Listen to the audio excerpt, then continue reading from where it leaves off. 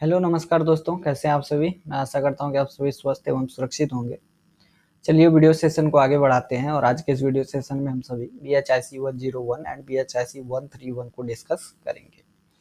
और मैं आप लोगों को बता दूं कि ये छोटा सा एक एडवर्टीजमेंट है, या आप लोग जो समझ ले इसको, कि आप लाइक कमेंट शेयर सब्सक्राइब करें शिक्षा मैटर्स चैनल को। मुझे खुशी मिलेगी, इनकरेजमेंट मेरे को मिलेगी, and I will make videos for all of you.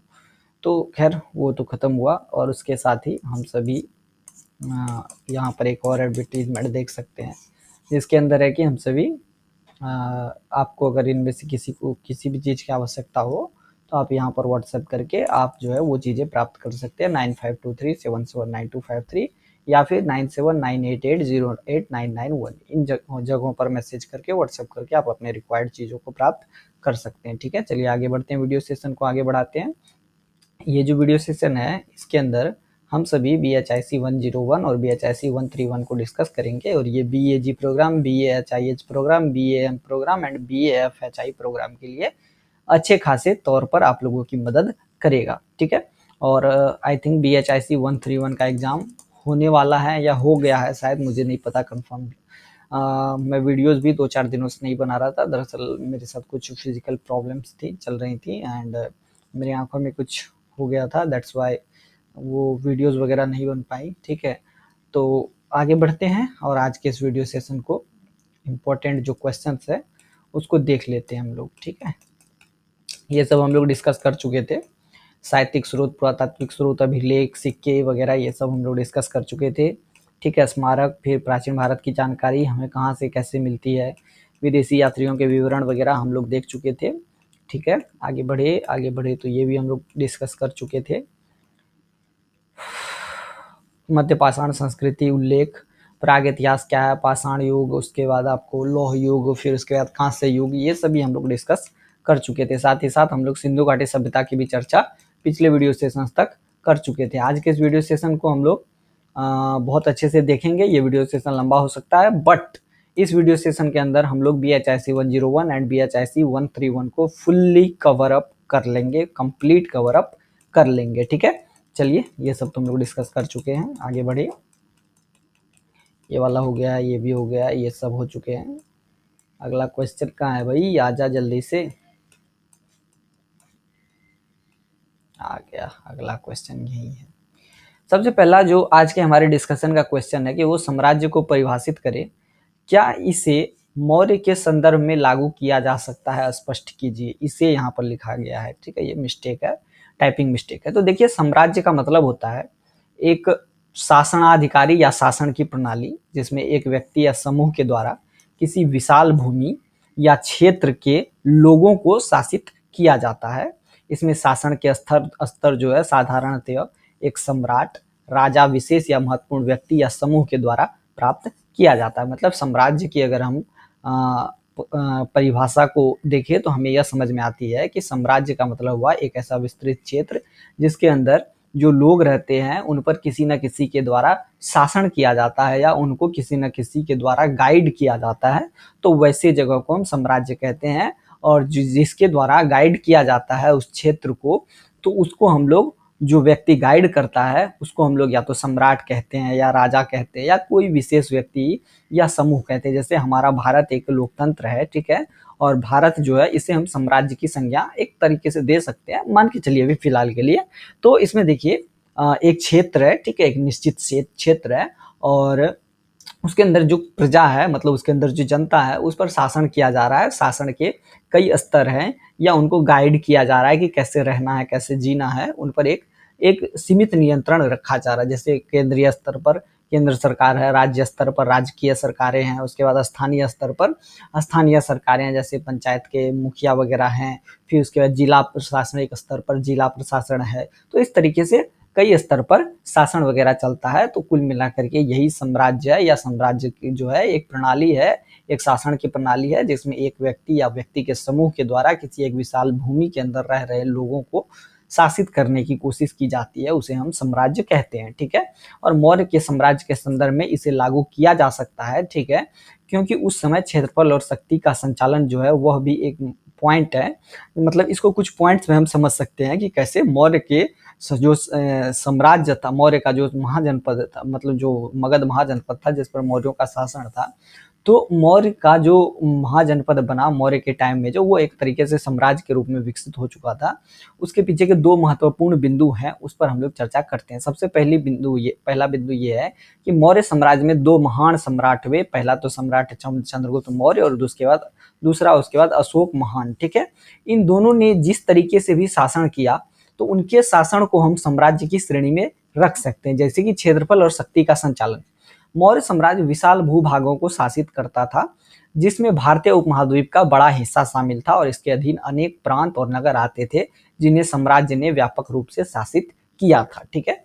तो मतलब क्षेत्रफल बहुत बड़ा था मगध महाजनपद का, क्योंकि छोटे छोटे 16 जनपद थे या 16 महाजनपद थे, जिसको धीरे धीरे करके मगध महाजनपद ने अपने अंदर मिलाने का काम किया था। और जैसे जैसे क्षेत्रफल में बढ़ोतरी हुई, वैसे वैसे शक्ति में भी बढ़ोतरी हो गई थी मगध महाजनपद के शासकों की, और धीरे धीरे यह एक साम्राज्य का रूप ले रहा था, ठीक है। संगठन और प्रबंधन की बात करें तो मौर्य साम्राज्य का प्रबंधन विशेषज्ञता से चरित्रित होता था।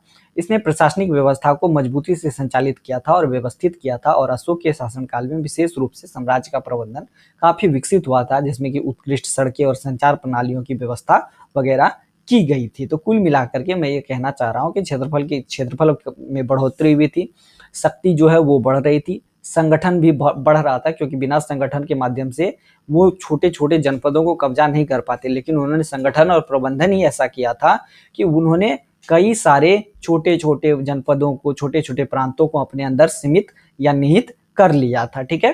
अब आगे की बात करें तो साम्राज्य की समाज संरचना, तो मौर्य समाज के में जो है ना, अगर संरचना की बात करें तो उनकी जो सामाजिक संरचना थी वो बहुत अच्छी थी, और आर्थिक संरचना जो थी, मतलब धन संबंधी संरचना थी, वो भी अच्छी थी और स्थिर भी थी।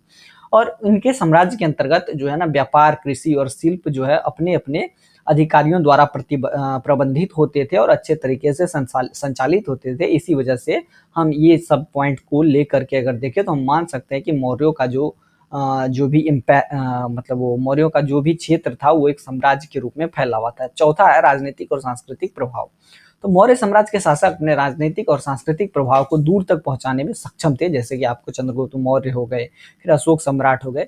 जैसे अशोक के पश्चिमी और पूर्वी सीमाओं पर धर्म प्रसार के प्रयास जो है, इसके उदाहरण हमें देखने को मिलते हैं। तो कुल मिलाकर के हम कह सकते हैं कि ये सारे पॉइंट्स मिलकर के ये साबित करते हैं कि हाँ, मौर्यों का जो साम्राज्य था या मौर्यों का जो शासन था वो एक साम्राज्य के रूप में काफी प्रचलित था या काफी विकसित हो गया था। तो मेरे ख्याल से मेरी बातों को आप लोग समझ गए होंगे। और टू द पॉइंट मैं बात करूं तो मैंने यहाँ पर जो है ना छोटे छोटे डिस्कशंस किए हैं, बिकॉज मैं यहाँ बहुत लंबा डिस्कशन नहीं करने वाला हूँ, चूंकि यहाँ 135 पेज है, यहाँ पर आप लोगों को स्लाइड में दिख रहा होगा, बट रियल में ये 199 प्लस पेजेस के करीब है, ठीक है। तो इसको एक वीडियो में कवर अप करने के लिए मुझे लंबे लंबे भाषण देने की आवश्यकता नहीं है, मैं इसको शॉर्ट एंड कॉन्साइज करूंगा। आप लोग इसको इलेबोरेट करके अपने एग्जामिनेशन में लिख लीजिएगा, आप लोगों के लिए ज़्यादा बेहतर होगा। अब देखिए सिंपल सा क्वेश्चन जो अगला वाला है वो हमारा ये है कि बौद्ध धर्म और जैन धर्म के उदय के भौतिक परिवेश का वर्णन कीजिए। देखिए बौद्ध धर्म और जैन धर्म का उदय क्यों हुआ, इसकी चर्चा हमें करनी है। तो देखिए बौद्ध धर्म और जैन धर्म का उदय भारतीय समाज और सांस्कृतिक परिवेशों में महत्वपूर्ण घटनाओं के परिणाम स्वरूप हुआ था, और इसकी चर्चा हम अभी आगे करेंगे। इस धर्मों का जो उदय हुआ, ये दो धर्मों का जो उदय हुआ मुख्य रूप से सामाजिक, आर्थिक और धार्मिक परिवेशों के परिणाम स्वरूप हुआ था, और जिनको निम्नलिखित रूप से नीचे वर्णित किया गया है। बौद्ध धर्म के उदय का कारण जो है अभी हम व्याख्या करेंगे। बौद्ध धर्म के उदय के कारण की व्याख्या कुछ इस तरीके से की जा सकती है कि ब्राह्मणिक समाज और विशिष्टवाद के प्रतिकार। देखिए बात यह है कि जब वैदिक काल था, या वैदिक काल जब दो भागों में विभक्त था, एक एक वैदिक काल और एक उत्तर वैदिक काल, या एक आरंभिक वैदिक काल, दूसरा परवर्ती वैदिक काल। तो उस काल में ब्राह्मणों का जो है ना बोलबाला हो गया था, ब्राह्मणिक समाज एक तरीके से काफी फल फूल रहा था, और जो एक तरीके से वर्ण व्यवस्था की प्रैक्टिस शुरू हुई थी, वर्ण व्यवस्था मतलब जाति व्यवस्था की जो प्रैक्टिस शुरू हुई थी उत्तर वैदिक काल में, ब्राह्मण, क्षत्रिय, वैश्य और शूद्र में, तो वैश्य और शूद्र को काफी कष्ट दिया जाता था, ठीक है। तो इस वजह से ब्राह्मणिक समाज जो है वो अति ब्राह्मणिक समाज में, जैसे ब्राह्मण और क्षत्रिय काफी फल फूल रहे थे, ठीक है। और ब्राह्मणिक समाज में विशिष्टवाद का प्रचलन था, और इसमें वेदों का अध्ययन और वैदिक पूजा को महत्व दिया गया था, और ऐसे में ब्राह्मण और अधिक मतलब शक्तिशाली हो रहे थे, क्षत्रिय और अधिक शक्तिशाली हो रहे थे, जबकि वैश्य और शूद्र की स्थिति दयनीय हो रही थी। इसी वजह से इसी को काउंटर करने के लिए, इसी के विरोध में एक तरीके से बौद्ध धर्म जो है वो पनपना स्टार्ट हो गया था, ठीक है। और उन्होंने मतलब बौद्ध धर्म ने ये जितने भी ये वैदिक पूजा है या देवीय पूजा है या वेद है, इनको विवादास्पद माना और इनको अस्वीकार किया कि भैया ऐसा कुछ कुछ पुस्तक नहीं है, और उन्होंने उपनिषदों के विचारों का भी विरोध किया। दैट्स वाई ये जो बौद्ध धर्म की उत्पत्ति मतलब एक तरीके से वैश्य और शूद्र लोग इसमें ज्यादा जुड़ने लगे, क्योंकि ये लोग चाहते थे कि इन ब्राह्मणों और क्षत्रियों का जो अधिकार है वो थोड़ा कम हो, ठीक है। वही पॉइंट दूसरे नंबर पे भी लिखा हुआ है, सामाजिक असमानता और जाति प्रथा के खिलाफ बौद्ध धर्म की उत्पत्ति हुई थी, क्योंकि सामाजिक असमानता बढ़ती जा रही थी। ब्राह्मण लोग जो है वो कुल मिलाकर के आगे की ओर बढ़ रहे थे, या क्षत्रिय लोग आगे की ओर बढ़ रहे थे, और जाति प्रथा भी मतलब कुल मिलाकर के काफी ज्यादा बढ़ रही थी। जातिगत जो प्रथा थी, जैसे कि ब्राह्मण क्षत्रियों का एकदम विकास हो रहा था। तो इस तरीके से एक तरीके से असमानता को दूर करने के लिए ये जो बौद्ध धर्म का उदय हुआ था, क्योंकि बौद्ध धर्म समानता के अधिकार में विश्वास करता था, ठीक है। व्यापारिक और सांस्कृतिक अध्ययन की बात करें तो बौद्ध धर्म ने व्यापारिक और सांस्कृतिक अध्ययन को प्रोत्साहित किया। उन्होंने व्यापारिक गतिविधियों को समर्थन दिया और विभिन्न क्षेत्रों में विशेषकर शिल्प और वाणिज्य को बढ़ावा दिया।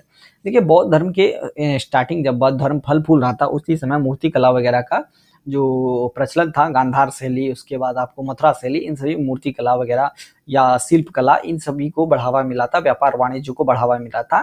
दैट्स वाई लोग जो है मतलब ये छोटे मोटे जो ये आपको वैश्य और शूद्र जो कि मूल रूप से ब्राह्मणों की गुलामी वगैरह मतलब किया करते थे, ब्राह्मण क्षत्रियों की या कृषि कार्य वगैरह किया करते थे, इन लोगों ने व्यापार शिल्प वगैरह करने स्टार्ट कर दिए थे। तो इस तरीके से धीरे धीरे आपको कुल मिलाकर के बौद्ध धर्म फैलने लगा, ठीक है।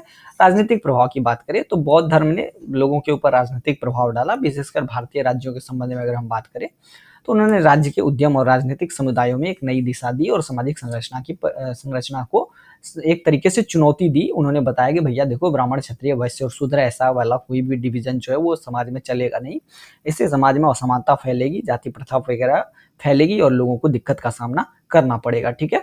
इसी तरीके से हम आगे बढ़े, जैन धर्म के उदय की बात करें तो वो भी कुछ इसी रीजन से सेम रीजन से, जैसा कि बौद्ध धर्म का रीजन है, सेम रीजन से जैन धर्म का भी उदय हुआ था। ब्राह्मणिक विशिष्टवाद का प्रतिकार करने के लिए जैन धर्म का उदय हुआ था, क्योंकि ब्राह्मण लोग यज्ञ ये सब का मतलब समर्थन करते थे कि यज्ञ हो, उनको दान पुण्य मिलता था, पैसे वगैरह मिल जाते थे।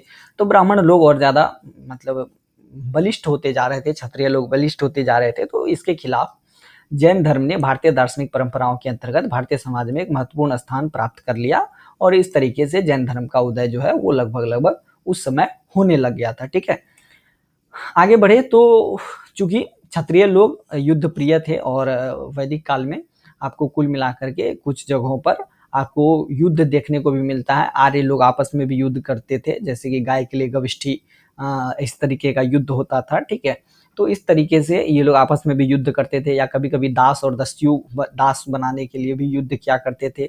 अब ऐसा माना जाता है कि ये जो वैदिक कालीन लोग थे वो लोग मूल रूपेण भारतीय नहीं थे, वो लोग आर्य थे जो कि मध्य एशिया से आए थे, अलग अलग थ्योरी के अकॉर्डिंग अलग अलग जगह से आए थे। तो कुल मिलाकर के ये लोग युद्ध वगैरह भी किया करते थे, दैट्स वाई। तो ये जो जैन धर्म था ये कहता था कि भैया अहिंसा का मार्ग ही सही मार्ग है और शांति का मार्ग ही सही मार्ग है, युद्ध वगैरह को खत्म कीजिए, शांति साधुता एवं अहिंसा को बढ़ावा दीजिए। और इसी वजह से कई सारे लोगों ने इनका समर्थन किया, क्योंकि लोग युद्ध नहीं चाहते थे, जो वैसे शूद्र वगैरह थे, जो लोग दास नहीं बनना चाहते थे, उन्होंने इसका समर्थन किया और जैन धर्म को ज्वाइन किया। दैट्स वाई जैन धर्म फलने फूलने लगा, ठीक है। और सामाजिक और आर्थिक व्यवस्था में प्रभाव की बात करें तो जैन धर्म ने सामाजिक और आर्थिक व्यवस्था में भी प्रभाव डाला, क्योंकि इन्होंने जो है ना कुल मिलाकर के आपको एक तरीके से उद्योग धंधों को भी बढ़ावा दिया। और सेम यही पॉइंट यहाँ नीचे चौथे नंबर पर लिखा गया, व्यापारिक और सांस्कृतिक अध्ययन। जैन समुदाय ने व्यापारिक और सांस्कृतिक अध्ययन को काफी प्रोत्साहित किया, जिसमें से वे वाणिज्य और विभिन्न क्षेत्रों में विशेष रूप से विकसित हुए। इस प्रकार बौद्ध धर्म और जैन धर्म की उत्पत्ति हुई। और बौद्ध धर्म, हालांकि आज भारत में जिस बौद्ध धर्म की उत्पत्ति हुई उस बौद्ध धर्म का शायद ही कोई अनुयायी भारत में रहता हो। बौद्ध धर्म जो है लगभग भारत से खत्म हो चुका है, जबकि बौद्ध धर्म अभी भी कंबोडिया वगैरह में, चाइना वगैरह में अच्छे तरीके से फल फूल रहा है। लेकिन जैन धर्म आज भी जीवित है, आज भी जिंदा है जैन धर्म। और ये जो है व्यापारिक लोगों की पहली पसंद है ये धर्म। और गुजरात वगैरह की ओर अगर हम जाते हैं, अगर आज भी पश्चिमी भारतीय इलाकों में जाते हैं, तो हमें अधिकतर जैन देखने को मिलते हैं और जैन लोग अधिकतर व्यापारी होते हैं। ठीक है, क्लियर है? मेरी बातों को आप लोग समझ गए होंगे।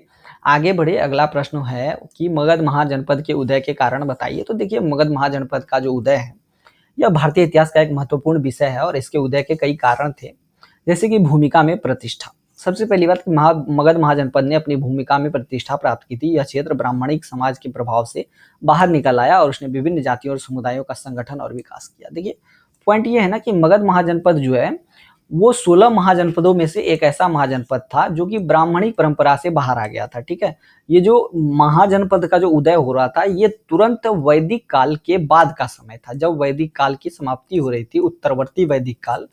हालांकि देखिए, मैं आपको पहले ही एक बात क्लियर कर देता हूँ कि जो इतिहास है, इतिहास कोई छोटा मोटा विषय नहीं है और ये जो प्राचीन भारतीय इतिहास है यह भी कोई छोटा मोटा विषय नहीं है।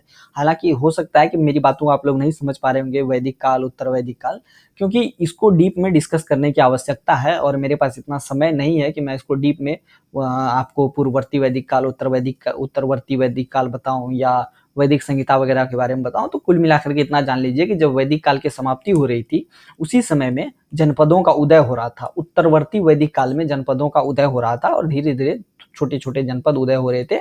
मतलब ये जनपद क्या थे, तो कुल मिलाकर के जाति व्यवस्था के आधार पर इन जनपदों का उदय हो रहा था। लेकिन मगध महाजनपद अगर हम बात करें तो यह एक ऐसा जनपद था जिसने कि जातिवाद को लगभग समाप्त करके, मतलब ब्राह्मणिक व्यवस्था को समाप्त करके, ये मतलब ब्राह्मणिक व्यवस्था से बाहर निकला और इन्होंने विभिन्न जाति और समुदाय को अपने ओर आकर्षित किया और अपना एक संगठन बनाया और इन्होंने अपना विकास जो है वो अच्छे तरीके से किया। पहला रीजन तो ये।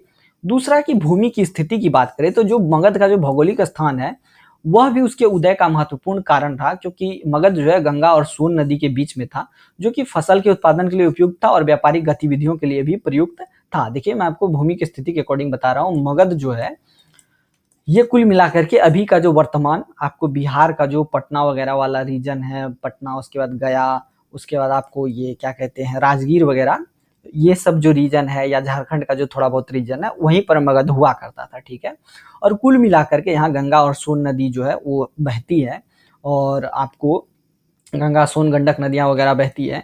तो ये जगह जो है काफी उपजाऊ थी, क्योंकि गंगा की जो नदी है जो जलोढ़ मिट्टी अपने साथ मैदानों में लाती है वो बहुत उपजाऊ होती है। तो इस वजह से यहाँ पर जो है आपको कुल मिलाकर के फसलों के उत्पादन में वृद्धि हुई। तो इस तरीके से मगध महाजनपद का उदय जो है वो स्टार्ट हुआ। उसी तरीके से व्यापारिक गतिविधियों में भी वृद्धि हुई। उसके पीछे भी कारण ये रहा कि देखिए, जो हम लोगों का जो वो रीजन है, जो यहाँ पर अभी मगध अभी वर्तमान में पटना वगैरह है या मगध वगैरह है या गया वगैरह है या छोटा थोड़ा बहुत झारखंड का जो इलाका है, उस इलाके में लोहे के खान वगैरह थे। तो लोहे के उत्पादन से व्यापारिक गतिविधियों को बढ़ावा मिला और सैन्य शक्ति को भी बढ़ावा मिला। तो कुल मिलाकर के भूमि की स्थिति ने भी मगध महाजनपद के उदय में मदद की। उसके बाद राजनीतिक संगठनों की बात करें तो मगध का जो राजनीतिक संगठन था वो बहुत मजबूत था। यहाँ के शासक जो थे ना, मतलब जो भी थे, चाहे वो राजा हो या अन्य, वो स्टार्टिंग में तो संभवतः राजा नहीं था, बाद में हर्यक वंश आया, फिर उसके बाद अन्य कई हर्यक वंश, उसके बाद आपको हर्यक वंश से बिंबिसार आया, फिर उसके बाद आपको मौर्य वंश आया, गुप्त वंश आया, मतलब और भी कई सारे वंश आए। तो कुल मिलाकर के धीरे धीरे वंशों की उत्पत्ति हुई, शासक वगैरह आए। तो ये सभी शासक जो है सकारात्मक थे, राजनीतिक नीति अच्छी तरीके से जानते थे और समय समय पर अपने शासन क्षेत्र को विस्तार करते रहते थे।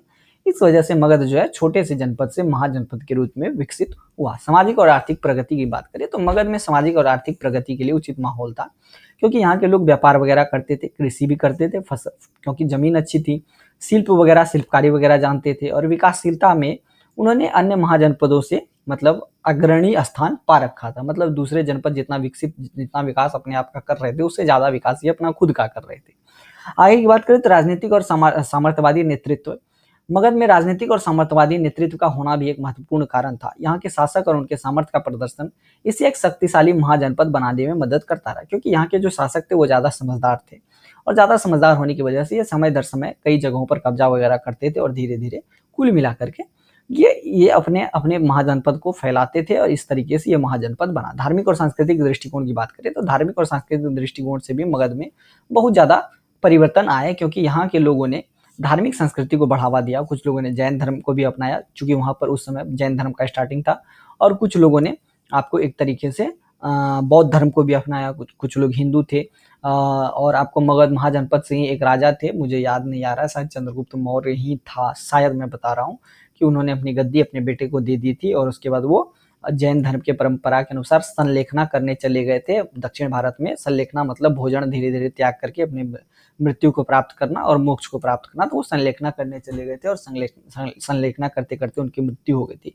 मैं कंफर्म नहीं हूँ कि वो चंद्रगुप्त मौर्य थे, लेकिन कोई ना कोई ऐसा शासक जरूर था जो कि मगध महाजनपद से ही उसका संबंध था। तो कुल मिलाकर के इन्हीं सभी संयोग के साथ ये जो मगध जो है धीरे धीरे महाजनपद बना, और समय दर समय धीरे धीरे यह एक प्रमुख और शक्तिशाली साम्राज्य के रूप में उभरा, और जिसने भारतीय इतिहास में अपनी एक विशेष पहचान बनाई। तो मेरे ख्याल से मेरी बातों को आप लोग क्लियरली समझ गए होंगे। अगले प्रश्न की ओर चलते हैं, मौर्य प्रशासन की चर्चा कीजिए।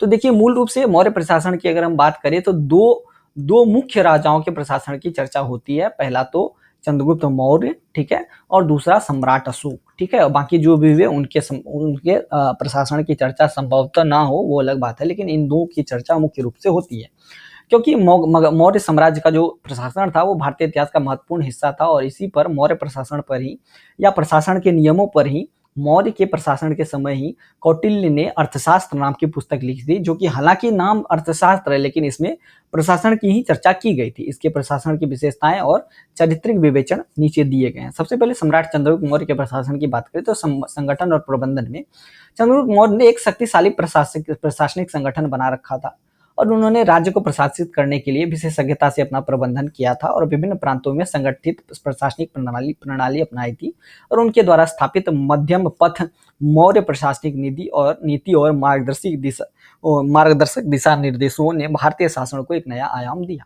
दूसरे नंबर पर बात करें राजनीतिक रूपरेखा।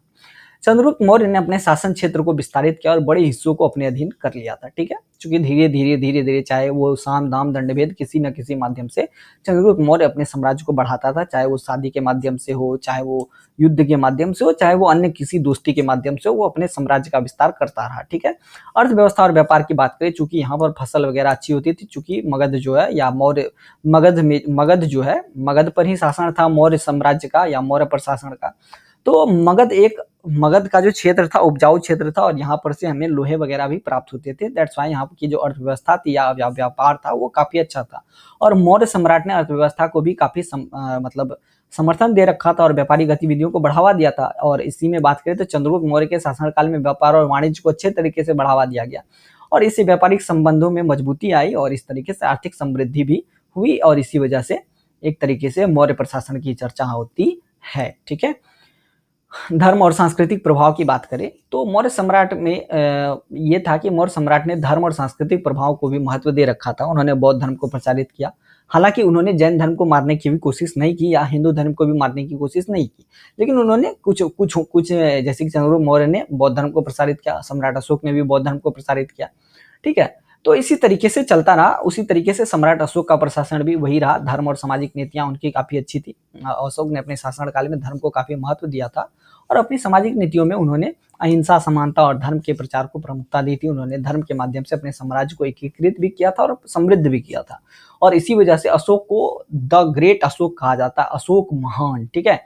प्रशासनिक नवाचार की बात करें तो अशोक ने विशाल और संगठित प्रशासनिक नेटवर्क स्थापित किया था, जिसने उनके संबंधों को प्रबंधित किया था और अधिक प्रभावी बनाया था। उन्होंने सड़कों, स्थलों और इंफ्रास्ट्रक्चर के निर्माण को भी प्रोत्साहित किया था, और बुद्ध स्तूपों का निर्माण भी उन्होंने किया था, क्योंकि ये अशोक थे ना, इन्होंने बौद्ध धर्म को पेट्रोनेज दे रखा था, और जिन्होंने बौद्ध धर्म के प्रचार के लिए अपने पुत्र पुत्रियों को श्रीलंका वगैरह भी भेजा था। देश के अन्य कोनों में या देश के अलावा दूसरे देशों में भी इन्होंने अपने शांति दूत वगैरह भेजे थे। तो कुल मिलाकर के अशोक ने बौद्ध स्तूपों का निर्माण करवाया, जो उनकी राजनीतिक और धार्मिक नीतियों का प्रतीक था, और ये स्तूप धर्मीय सामर्थ्य को प्रदर्शित करते थे और उनके शासन का प्रभाव बढ़ाते थे। व्यापारिक और सांस्कृतिक नेतृत्व की बात करें तो अशोक ने सांस्कृतिक और व्यापारिक नेतृत्व को भी बढ़ावा दिया था। उन्होंने व्यापारिक संबंधों को भी मजबूत किया, और विभिन्न सांस्कृतिक प्रक्रियाओं में सम्मिलित होने में उन्होंने लोगों को समर्थन भी दिया था। कुल मिलाकर के यही सारी बातें हैं। तो इस प्रकार से मौर्य का जो प्रशासन है वो मौर्य का जो प्रशासन है सम्राट के अधीनस्थ काफी अच्छे से चला, और व्यापारिक और सांस्कृतिक विकास भी हुआ मौर्य के प्रशासन में, और धर्म और समाज को भी एक तरीके से संगठित किया गया, और भारतीय साम्राज्य को विश्व स्तरीय पहचान दिलाने की कोशिश की गई, ठीक है। आप आशा करते हैं कि आप सभी इन प्रश्नों के उत्तर को समझ गए होंगे। मैंने अभी शायद 2 प्रश्न डिस्कस किए होंगे और दोनों प्रश्नों के उत्तर को आप लोगों ने बखूबी समझा होगा। अगला प्रश्न ये है कि प्राचीन भारत में महिलाओं की स्थिति की चर्चा कीजिए। देखिए, प्राचीन भारतीय समाज जो है उसमें महिलाओं की स्थिति की चर्चा करना एक विशिष्ट विषय है, क्योंकि समय-समय पर विभिन्न दृष्टिकोणों के अंतर्गत अगर हम लोग देखते हैं तो महिलाओं की स्थिति अलग-अलग हमें देखने को मिलती है। तो चलिए हम यहाँ पर विभिन्न पहलुओं पर विचार करते हैं।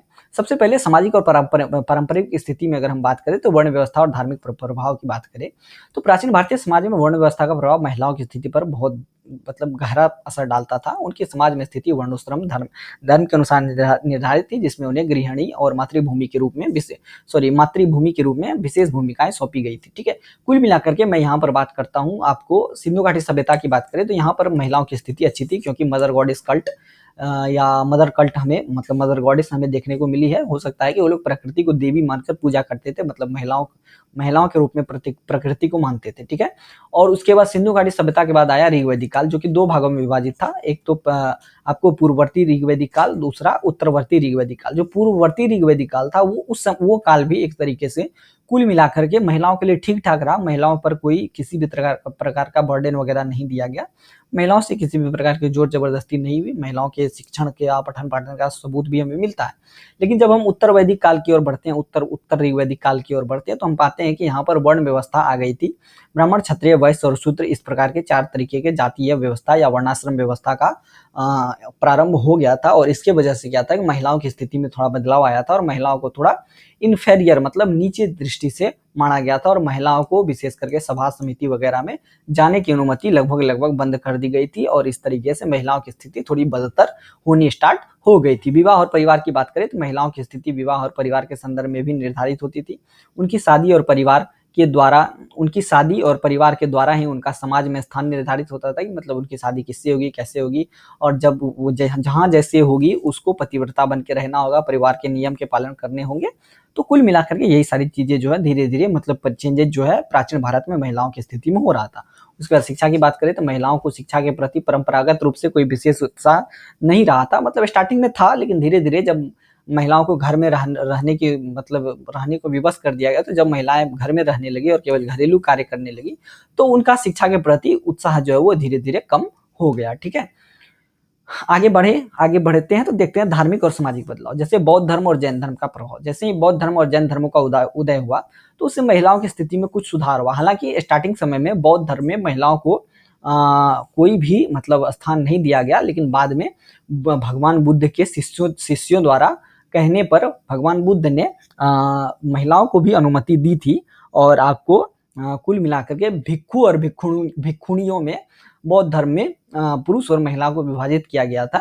ठीक है, तो बौद्ध धर्म का जब उदय हुआ तो महिलाओं ने अपनी स्थिति को बेहतर करने के लिए बौद्ध धर्म और जैन धर्म में जाना स्टार्ट कर दिया था, और इन धर्मों ने महिलाओं के लिए शिक्षा के माध्यम की व्यवस्था की, आत्मनिर्भरता को मान्यता दी और उन्हें समाज में भागीदार भी बनाया। हालांकि इससे कुछ बहुत ज्यादा परिवर्तन हुआ नहीं। ठीक है, गुप्त शासन काल की बात करें तो गुप्त शासन काल में जो शासक वगैरह हुए, इन्होंने भी महिलाओं की स्थिति के सुधार में काफी प्रयास किए। और इस काल में कुषाण साम्राज्य में गुप्त काल के तुरंत बाद कुषाण जो साम्राज्य था, उस कुषाण साम्राज्य के साथ संबंधों के माध्यम से महिलाओं को व्यापारिक और सांस्कृतिक दृष्टिकोण से अधिक स्वतंत्रता मिली। ठीक है, हालांकि इससे भी कुछ ज्यादा बहुत अच्छा जो है हमें कोई रिजल्ट देखने को नहीं मिला। धीरे धीरे करके भारतीय समाज में महिलाओं की स्थिति बद से बदतर होती चली गई। सामाजिक और आर्थिक वृद्धि की बात करें तो काव्य, संस्कृति और कला।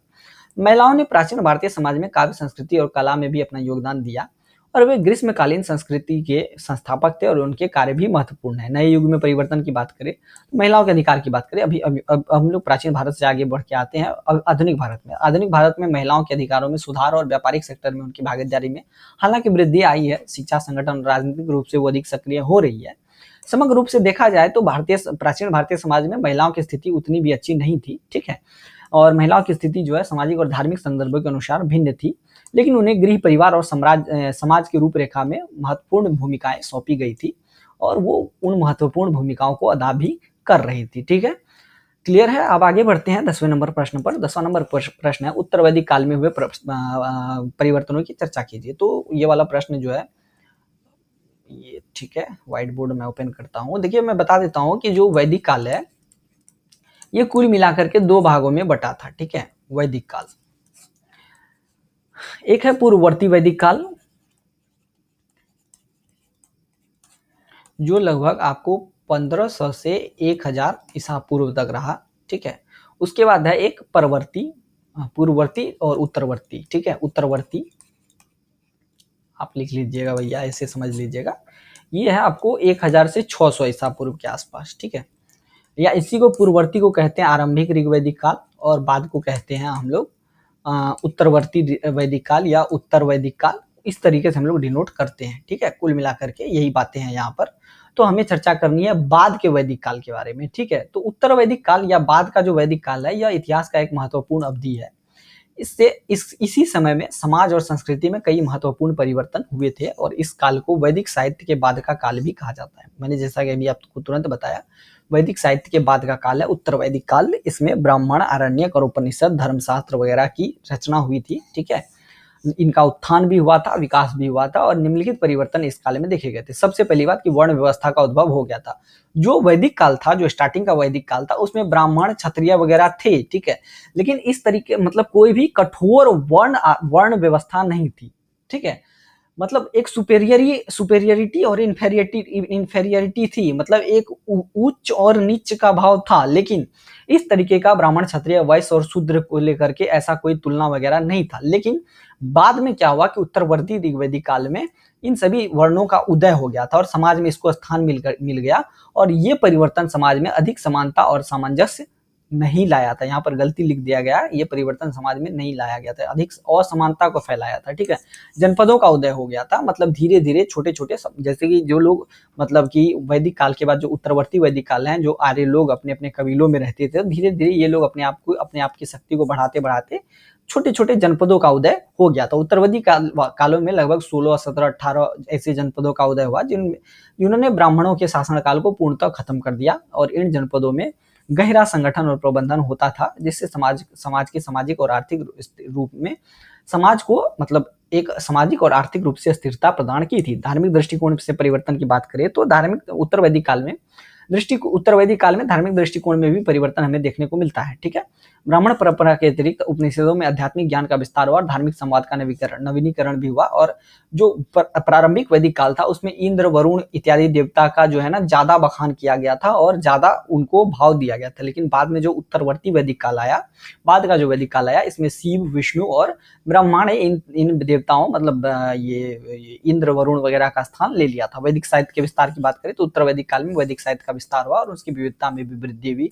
ब्राह्मण ग्रंथों के अतिरिक्त उपनिषद का विकास हुआ, आरण्यक वगैरह, और ये सब अध्यात्म ज्ञान के स्रोत बने। तो मेरे ख्याल से मेरे प्रश्नों को आप लोग समझे होंगे, और साथ में इनके उत्तरों को भी समझ रहे होंगे। भारतीय संस्कृति का विकास भी हुआ इस काल में। भारतीय संस्कृति का साहित्य, कला, संगीत और विज्ञान में वृद्धि हुई। समाज ने विभिन्न क्षेत्रों में प्रगति भी की, और इसके परिणाम स्वरूप उत्तर वैदिक काल में भारतीय समाज और संस्कृति में महत्वपूर्ण बदलाव आए, और यह काल भारतीय संस्कृति के नवीकरण का एक महत्वपूर्ण अध्याय बना, ठीक है। देखिए भाई, और भी बहुत सारी चीजें हैं जो कि इसमें लिखी जा सकती है, बट मैंने जो मोटी मोटी बातें हैं उसको कॉन्साइज करने की कोशिश की है, बिकॉज मेरे पास इतना समय नहीं है कि मैं प्रवचन देता रहूं और आप लोग सुनते रहें, और आप लोगों के पास भी इतना समय नहीं है कि आप लोग मेरा प्रवचन सुन सके। मैंने केवल और केवल महत्वपूर्ण प्रश्नों को संकलित करने की कोशिश की, और उनके छोटे छोटे उत्तरों को संकलित करने की कोशिश की है, ताकि आपके काम बन जाए और आपका एग्जाम अच्छे से क्लियर हो जाए। आगे बढ़ते हैं। अगला क्वेश्चन है कि तमिल भाषा एवं, यहाँ 2 बार एवं लिखा चला गया, एवं साहित्य के विकास पर टिप्पणी कीजिए। देखिए, तमिल भाषा और साहित्य का विकास दक्षिण भारत के ऐतिहासिक और सांस्कृतिक पहलुओं में महत्वपूर्ण रूप से योगदान देता है, ठीक है।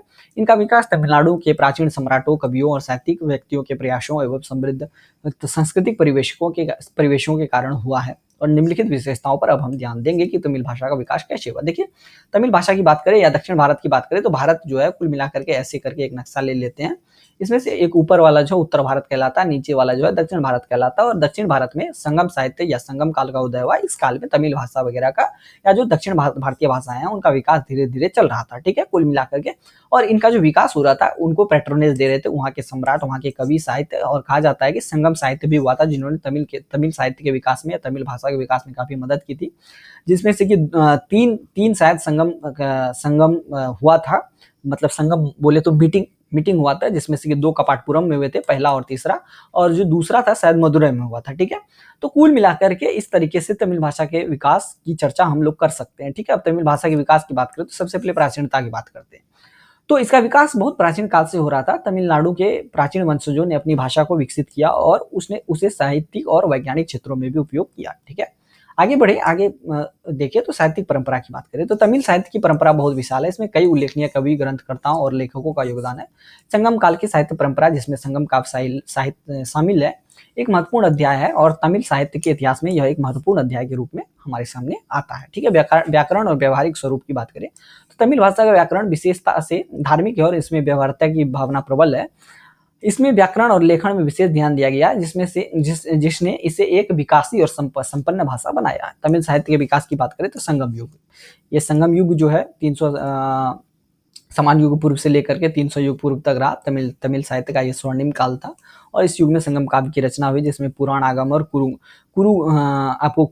कुरुंगरुल के विशेष प्रकार हैं। भक्ति आंदोलन की बात करें तो भक्ति आंदोलन ने भी तमिल साहित्य में काफी मदद की थी। तमिल साहित्य में भक्ति आंदोलन ने अग्रणी भूमिका निभाई थी और विशेषकर 6वीं से 9वीं सदी तक के दौरान, जब तमिलनाडु में भक्ति और आध्यात्मिकता का प्रचार प्रसार हो रहा था। ठीक है, आगे बढ़े, मध्यकालीन और आधुनिक साहित्य की बात करें तो तमिल साहित्य ने मध्यकालीन और आधुनिक काल में भी अपने अभी तक विकास किया है। इसमें भक्ति, कविताएं, नाटक, कथाएं और उपन्यास वगैरह शामिल हैं। तो मेरे ख्याल से मेरी बातों को आप लोग समझ गए होंगे। ठीक है, विशेष लेखकों का योगदान जो है वो हम लोग देखते हैं। ठीक है, जैसे कि तमिल साहित्य में कई महान लेखक तथा कवि वगैरह हुए, जैसे कि थिरुवल्लुवर, ठीक है, उसके बाद भारतीयार, उसके बाद अड़म्माचार्य, रामानुजाचार्य, सुब्रमण्यम भारती, उनके ग्रंथ और काव्य ने तमिल साहित्य को गहराई और समृद्धता प्रदान की। तो इन पहलुओं से स्पष्ट है कि तमिल भाषा और साहित्य ने दक्षिण भारतीय साहित्य के विकास में महत्वपूर्ण योगदान दिया और इसकी समृद्ध परंपरा ने विभिन्न कालों में विकास और प्रेरणा प्रदान की। आइए अब हम अगले प्रश्न को देखते हैं। अगला प्रश्न है, कौटिल्य के अर्थशास्त्र की चर्चा कीजिए।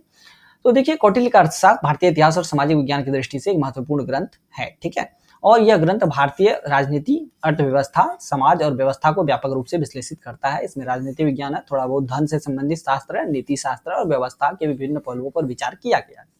ठीक है, हालांकि इसकी चर्चा हमने शायद आपको BSKG 178 में भी करी थी। BSKG 178, you may note that, कि इसके अंदर भी ये सारे क्वेश्चंस जो है वो पूछे गए हैं और ये क्वेश्चन पूछे जाते हैं। ठीक है, तो प्रमुख विषयों पर संक्षेप में सबसे पहले राजनीतिक विज्ञान की बात करें कि अर्थव्यवस्था, ये जो कौटिल्य का जो अर्थशास्त्र है, इसके अंदर राजनीतिक विज्ञान की बातें दी गई है और राजनीति के विभिन्न पहलुओं पर डिस्कशन किया गया। कौटिल्य ने बताया है कि राजा और सम्राट के कार्य क्षेत्र, राजनीतिक नीतियां, राजकीय संरचनाएं और समाज के विभिन्न अंगों के संबंधों में विस्तार कैसे हो, इसका विवेचन उन्होंने अपने इस वाले पुस्तक में किया है। ठीक है, उसके बाद अर्थशास्त्र की चर्चा करें तो इस ग्रंथ में अर्थव्यवस्था के विभिन्न पहलुओं पर भी प्रकाश डाला गया है। ठीक है, और कौटिल्य ने व्यापार, उद्योग, कृषि और वाणिज्यिक गतिविधियों के व्यवस्थापन के तरीके की नीति पर विचार भी किया है। नीति शास्त्र, एथिक्स एंड स्टेट क्राफ्ट की बात करें तो अर्थशास्त्र में राजनीतिक और नैतिक नीतियों के बारे में भी विचार किया गया। यह ग्रंथ विभिन्न सामाजिक और राजनीतिक और आर्थिक प्रश्नों के समाधान के लिए नीतियों की प्रासंगिकता को बताता है। ठीक है, एक सेकंड रुक जाइए दोस्तों, एक सेकंड, जस्ट वेट 1 मिनट, फिर हम लोग आगे चर्चा करते हैं। हाँ, तो मैं कहा था दोस्तों, राज्य संरचना, स्टेट क्राफ्ट की बात करें तो कौटिल्य ने राज्य के संरचना, संचालन और प्रबंधन के तरीकों पर भी इस पुस्तक के अंतर्गत अपने विचार प्रस्तुत किए हैं। ठीक है, और उन्होंने विभिन्न राजनीतिक और अधिकारियों और अधिकारों के रोलों के विषय में भी विवरण प्रस्तुत किए हैं। ठीक है, तो मेरे ख्याल से मेरी बातों को आप लोग समझ गए होंगे। ये वाला यहाँ पर लिखा हुआ है। विशेष उल्लेखनीय बिंदु की बात करें तो राज्य का उद्देश्य क्या होना चाहिए, इसके बारे में भी उन्होंने बताया है कि कौटिल्य ने राज्य के मूल उद्देश्यों के बारे में विचार किया, जिसमें उन्होंने बताया है कि प्रजा की सुरक्षा, कल्याण और समृद्धि को संरक्षित करना ही राजा का मूल कर्तव्य है या राज्य का मूल कर्तव्य है। ठीक है, आगे बढ़े, आगे है कि विदेश नीति। देखिए, फॉरेन पॉलिसी के बारे में भी कौटिल्य के अर्थशास्त्र में चर्चा की गई। उन्होंने विदेश नीति के माध्यम से राज्य की सुरक्षा और सामरिक शक्ति को सुनिश्चित करने के लिए विभिन्न रणनीतियां प्रस्तुत की हैं। नैतिकता और न्याय की बात करें, एथिक्स और जस्टिस, कौटिल्य ने राज्य की नैतिकता, न्याय और समाज के लिए न्याय के अंशों पर भी गहरा विचार किया है। कौटिल्य का जो अर्थशास्त्र है एक प्रमुख शास्त्र है या प्रमुख स्रोत है जो भारतीय राजनीति विज्ञान, अर्थशास्त्र और सामाजिक प्रश्नों के आधार और दिशा निर्देशन को प्रदान करता है। इसका अध्ययन करना और समझना भारतीय इतिहास और समाजशास्त्र के छात्रों के लिए काफी महत्वपूर्ण है। आगे 13वें नंबर प्रश्न को देखिए तो 13वां नंबर प्रश्न है, गंगा घाटी में जनपदों और महाजनपदों के उदय के कारण बताइए। देखिए, गंगा घाटी में जो जनपद और महाजनपद के उदय के कई कारण थे जो उस समय के सामाजिक, आर्थिक और राजनीतिक परिवेशों के परिप्रेक्ष्य से समझे जा सकते हैं और निम्नलिखित कारण जो थे हम लोग उसकी चर्चा भी करते हैं। सबसे पहले कृषि और अन्नदाता व्यवस्था। देखिए, गंगा घाटी का जो क्षेत्र है वो प्राचीन काल में कृषि और अन्नदाता व्यवस्था के तहत विकसित हुई थी। देखिए दरअसल बात यह है कि गंगा घाटी जो है, यहाँ पर गंगा जो है अपने साथ पहाड़ों से जो मिट्टियां लाती है या जलोढ़क जो लाती है वो मैदानों में छोड़ देती है। और चूंकि गंगा घाटी के जो जलोढ़क हैं वो जलोढ़क जो है वो काफी मात्रा में उपजाऊ होते हैं, इस वजह से यहाँ पर अच्छी मात्रा में सिंचाई की सुविधा थी। चूंकि गंगा घाटी बहती थी और मिट्टी भी अच्छी थी, मिट्टी फलने फूलने के लिए उपयुक्त थी। इससे अन्नदाता की क्षमता बढ़ी और जनसंख्या में वृद्धि हुई, जिसने नए सामाजिक संगठनों की आवश्यकता को पैदा किया और धीरे धीरे यहाँ पर इसी के आसपास के क्षेत्र में जनपद वगैरह का विस्तार और विकास हुआ। व्यापारिक और वाणिज्यिक गतिविधियों की बात करें तो गंगा घाटी क्षेत्र में एक प्रमुख व्यापारिक और वाणिज्यिक केंद्र था और यहाँ से होकर संसार भर में व्यापार वगैरह की गई। इसके द्वारा धन और वस्त्र, गहने अथवा अन्य वस्त्र जो है उत्पाद बाजार में आते थे और व्यापारिक गतिविधियां क्षेत्र को समृद्ध बनाने में महत्वपूर्ण भूमिका निभाते थे। ठीक है, सामाजिक व्यवस्था और राजनीतिक संगठन, गंगा घाटी का जो क्षेत्र था वहाँ की सामाजिक और राजनीतिक संगठन काफी विकसित थी। यहाँ पर राजा, महामात्य और पुरोहित की श्रेणियां विकसित हुई और जो राज्य के प्रबंधन और संरचना में सहायक थे। सामाजिक संरचना और राजनीतिक संगठन ने भी राजनीति को स्थिर किया और समाज को सम्मान दिलाने में मदद की। आगे बढ़े तो धार्मिक और सांस्कृतिक प्रभाव की बात करें तो गंगा घाटी क्षेत्र में धार्मिक और सांस्कृतिक प्रभाव भी बहुत प्रभावी रहा। धार्मिक संस्कृति ने समाज की जीवन शैली को प्रभावित किया और सभी वर्गों में समान रूप से अपना प्रभाव डाला। शिक्षा और विज्ञान का विकास भी यहीं पर हुआ। गंगा घाटी क्षेत्र में शिक्षा और विज्ञान का विकास हुआ। यहाँ पर विभिन्न विद्यालय, गुरुकुल और शिक्षालय वगैरह थे जो विभिन्न क्षेत्रों में ज्ञान और विज्ञान के विकास में महत्वपूर्ण भूमिका निभाते थे और इन्हीं सभी कारणों की वजह से गंगा घाटी क्षेत्र में जनपदों और महाजनपदों के उदय को बढ़ावा मिला और इस ऐतिहासिक क्षेत्र को एक महत्वपूर्ण सांस्कृतिक और आर्थिक केंद्र बनाया गया। ठीक है, कुल मिलाकर के मेरी बातों को आप लोग समझे होंगे। भारत में सिकंदर आक्रमण की चर्चा कीजिए। देखिए सिकंदर, जिसे हम अलेक्जेंडर द ग्रेट भी कहते हैं, इसने 326 ईसा पूर्व में भारत पर आक्रमण किया था। सिकंदर की सेना ने कई वर्षों तक चलने वाले सैन्य अभियान के बाद एशिया माइनर, मिस्र और पर्सिया के बड़े हिस्सों पर अपने विजय प्राप्त करी थी। इसके बाद उसकी दृष्टि भारत की ओर मुड़ी और आक्रमण के कारण थे कि जो सिकंदर है वो अपने सैन्य का विस्तार करना चाहता था। सिकंदर की महत्वाकांक्षा थी कि वह विश्व विजय करे और भारत उसकी योजना का अगला चरण था। धन और संसाधन, उन्होंने सुन रखा था कि भारत में धन, सोने और अन्य प्राकृतिक संसाधन जो है वो काफी ज्यादा है। इसकी वजह से वो आकर्षित हुआ। और वैभव की बात करें, सिकंदर को यह साबित करना था कि वो अपने गुरु अरस्तु के नक्शे कदम पर चल रहा है और जिसने भारत को एक अज्ञात और रहस्य भूमि के रूप में वर्णित किया था और इसलिए वो इस पर कब्जा करना चाहता था ताकि वो ये बता सके भाई देखिए अरस्तु जी, हम आपके चेले तो जरूर हैं लेकिन हम आपसे ज्यादा ज्ञान रखते हैं और इस वजह से वो इन 3 मुख्य कारणों से भारत पर आक्रमण करना चाहता था और भारत पर आक्रमण भी किया उसने। सबसे पहले उसकी लड़ाई हाइडेस्पीज की लड़ाई झेलम नदी के किनारे हुई। झेलम नदी को ही पहले हाइडेस्पीज कहा जाता था और भारतीय राजा जो था पोरस, जिसे हम पुरु भी कहते हैं, और सिकंदर की सेना के बीच काफी लड़ाई हुई, लेकिन सिकंदर जो है अपनी युद्ध रीति और कौशल की वजह से जीत गया। हालांकि पोरस की सेना की संख्या में अधिक थी लेकिन सिकंदर ने अपनी कुशलता से विजय प्राप्त की। लेकिन बात यह है कि इस लड़ाई में हालांकि सिकंदर जीत गया लेकिन सिकंदर ने पोरस के हिम्मत को दाद दिया और फिर उसे अपना राज्य लौटा दिया और पोरस के साम्राज्य में अपना एक राजदूत छोड़ गया जिसका नाम था सेल्यूकस निकेटर। ठीक है, उसको छोड़ करके वो आगे की ओर बढ़ता है। यही है पोरस की बहादुरी। तो पोरस की बहादुरी को देखते हुए, अद्वितीय साहस और वीरता जो उसने दिखाई थी, सिकंदर ने उसकी बहादुरी को सराहा और उसे पुनः उसका राज्य वापस लौटा दिया और उसके सारे क्षेत्र भी प्रदान कर दिए। सैनिक विद्रोह की बात करें, हाइडेस्पीज की लड़ाई के बाद सिकंदर के सैनिकों ने आगे बढ़ने से इनकार कर दिया क्योंकि वो थके हुए थे और घर लौटना चाहते थे और इस कारण सिकंदर को वापस लौटना पड़ा। और एक कारण ये भी कहा जाता है कि उस समय जो मगध महाजनपद की ओर जो शासन था वो काफी शक्तिशाली था और ऐसा माना जाता है वहां 2-3 लाख हाथी वगैरह की सेना थी और इन सब बातों से भी सिकंदर के सैनिक डर गए थे और अपने जान की सुरक्षा हेतु वो बाहर आना चाहते थे युद्ध से। इस वजह से सिकंदर वापस लौट गया। परिणाम की बात करें, सिकंदर के आक्रमण ने भारत और यूनानी संस्कृतियों के बीच आदान प्रदान को बढ़ावा दिया। देखिए सिकंदर यूनान के तरफ से आया था तो सिकंदर के आक्रमण के बाद भारत और यूनानी संस्कृतियों के बीच आदान प्रदान का जो बढ़ावा है वो बढ़ा और सिकंदर के बाद भारतीय उपमहाद्वीप में यूनानी प्रभाव को देखा गया। विजय और वापसी, सिकंदर ने कुछ समय के लिए पंजाब क्षेत्र पर शासन किया जैसा कि मैंने आपको बताया, लेकिन उसके जाने के बाद यह क्षेत्र मौर्य साम्राज्य के अधीन आ गया। सिकंदर की मृत्यु 323 ईस्वी में बेबीलोन में हो गई और उसके विशाल साम्राज्य का विभाजन उसके जनरलों के बीच हो गया जिसे डायाडोची के नाम से जाना जाता है। ठीक है, कुल मिलाकर के मेरी बातों को आप लोग समझ गए, निष्कर्ष की ओर चलते हैं। तो सिकंदर का भारत पर आक्रमण एक महत्वपूर्ण ऐतिहासिक घटना है जिसने भारतीय इतिहास और संस्कृति पर गहरा प्रभाव डाला। यह आक्रमण न केवल युद्ध और विजय की दृष्टि से महत्वपूर्ण है, बल्कि इससे पूर्व और पश्चिम की संस्कृतियों का संगम भी हुआ। ठीक है, आगे बढ़े। अगला प्रश्न है कि मौर्य युग की स्थापना और इसके पतन का रहस्य क्या है। देखिए, मौर्य युग भारतीय इतिहास का एक महत्वपूर्ण काल है, जिसकी स्थापना 322 ईस्वी ईसा पूर्व में चंद्रगुप्त मौर्य के द्वारा हुई थी। यह युग भारतीय उपमहाद्वीप के पहले महान साम्राज्य की स्थापना और उसके पतन की कहानी है। ठीक है, आइए मौर्य युग की स्थापना की बात करें और उसके बाद हम उसके पतन के रहस्यों की चर्चा भी करेंगे। सबसे पहले हम बात करते हैं मौर्य युग की स्थापना। देखिए, चाणक्य के योगदान की बात करते हैं। चाणक्य, जिसे हम कौटिल्य या विष्णुगुप्त भी कहते हैं, जिसने अपनी पुस्तक अर्थशास्त्र लिखी, अर्थशास्त्र जिसकी चर्चा हम अभी जस्ट ऊपर में कर चुके हैं। तो इस व्यक्ति ने चंद्रगुप्त मौर्य को नंद वंश के अत्याचारी शासन को समाप्त करने में और मौर्य साम्राज्य की स्थापना करने में महत्वपूर्ण भूमिका निभाई। चाणक्य की राजनीति और अर्थशास्त्र पर आधारित पुस्तक अर्थशास्त्र ने शासन और राज्य प्रबंधन के लिए महत्वपूर्ण सिद्धांत प्रस्तुत किए। ठीक है, कुल मिलाकर के मेरी बातों को आप लोग समझ गए होंगे। अब आगे चंद्रगुप्त मौर्य की चर्चा करते हैं। चंद्रगुप्त मौर्य ने अपने सैन्य कौशल और चाणक्य की रणनीतियों का उपयोग करके नंद वंश को पराजित किया और मौर्य साम्राज्य की स्थापना की। ठीक है, और उसने पश्चिमी भारत में सिकंदर के जनरल सेल्यूकस निकेटर को हराकर अपने क्षेत्र का विस्तार किया और अपने साम्राज्य का विस्तार किया। साम्राज्य का विस्तार की बात करें तो चंद्रगुप्त मौर्य और उसके उत्तराधिकारी बिंदुसार और अशोक ने मौर्य साम्राज्य का विस्तार किया, जिससे यह साम्राज्य उत्तरी और मध्य भारत के अधिकांश भागों के साथ अफगानिस्तान और बलूचिस्तान के हिस्सों तक फैल गया।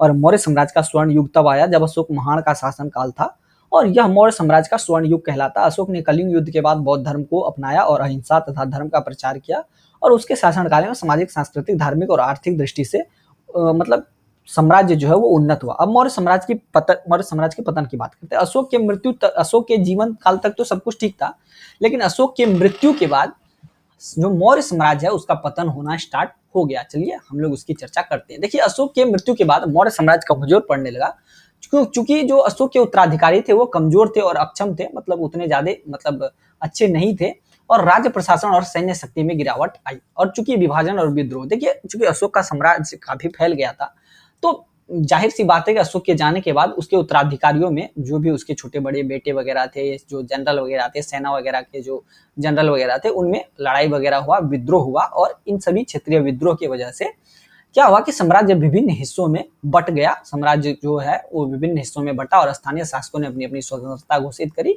और धीरे धीरे मौर्य साम्राज्य टूटा। आर्थिक समस्याओं की बात करें, चूंकि साम्राज्य विशाल आकार का हो गया था और प्रशासनिक तंत्र को बनाए रखने के लिए अत्यधिक संसाधनों और पैसों की जरूरत थी, धन की जरूरत थी। ठीक है, और ये सब जो है आर्थिक समस्या और प्रशासनिक खर्चों के कारण राज्य की स्थिति में कमजोरी आ गई और अशोक सम्राट की भी मृत्यु हो गई थी। तो इस वजह से धीरे धीरे मौर्य साम्राज्य टूटा और उसी समय शुंग वंश का उदय हुआ।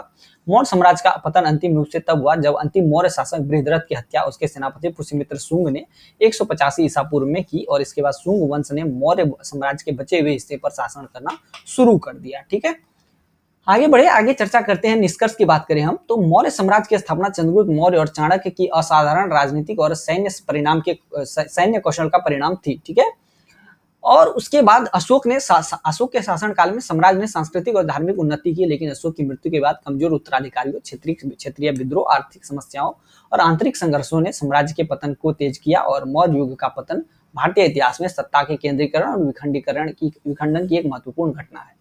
अब है 16वां नंबर प्रश्न, वैदिक काल की व्याख्या कीजिए। देखिए, इसकी चर्चा हम लोग अभी पीछे भी कर चुके हैं, उत्तर वैदिक काल की चर्चा।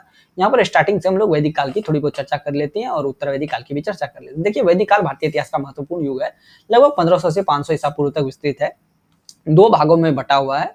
जो पहला तो ऋग्वैदिक काल और दूसरा जो है वो आपको उत्तर वैदिक काल। ठीक है, या जिसको हम पूर्ववर्ती ऋग्वैदिक काल या उत्तरवर्ती ऋग्वैदिक काल कहते हैं अपने अपने तरीके से, या परवर्ती ऋग्वैदिक काल भी कहते हैं अपने अपने तरीके से, हम इसकी चर्चा कर सकते हैं। ऋग्वैदिक काल 1500 से 1000 ईसा पूर्व तक रहा। सामाजिक संरचना की बात करें तो परिवार और समाज पितृसत्तात्मक था। परिवार सामाजिक इकाई की बुनियाद थी। समाज विभाजित था जनजाति में, और जो राजा के द्वारा शासित होता था, जिसे हम राजन के नाम से जानते थे। ठीक है, क्लियर है। आगे बढ़े, वर्ण व्यवस्था की बात करें तो आरंभिक वैदिक काल में समाज में 4 मुख्य वर्ण थे, ब्राह्मण, क्षत्रिय, वैश्य और शूद्र। ठीक है, हालांकि यह विभाजन कठोर नहीं था और वर्ण बदलने की स्वतंत्रता उस समय थी आरंभिक वैदिक काल में। धार्मिक और सांस्कृतिक जीवन की बात करें तो आर्य धर्म प्रकृति पूजा पर आधारित था। ठीक है, इंद्र, अग्नि, वरुण और सोम देवता प्रमुख थे। यज्ञ, बलि, मंत्र वगैरह और उच्चारण जो होते थे, धार्मिक अनुष्ठान भी होते थे। वेद, इस काल में 4 वेद, पहले वेद ऋग्वेद की रचना हुई। इसमें विभिन्न देवताओं की स्तुति में रचे गए मंत्र शामिल हैं। आर्थिक जीवन की बात करें तो आजीविका के लिए लोग मुख्यतः कृषि और पशुपालन पर निर्भर थे और जौ यहाँ उस समय की मुख्य फसल थी। व्यापार सीमित होता था और वस्तु विनिमय प्रणाली बार्टर सिस्टम पर प्रचलित थी।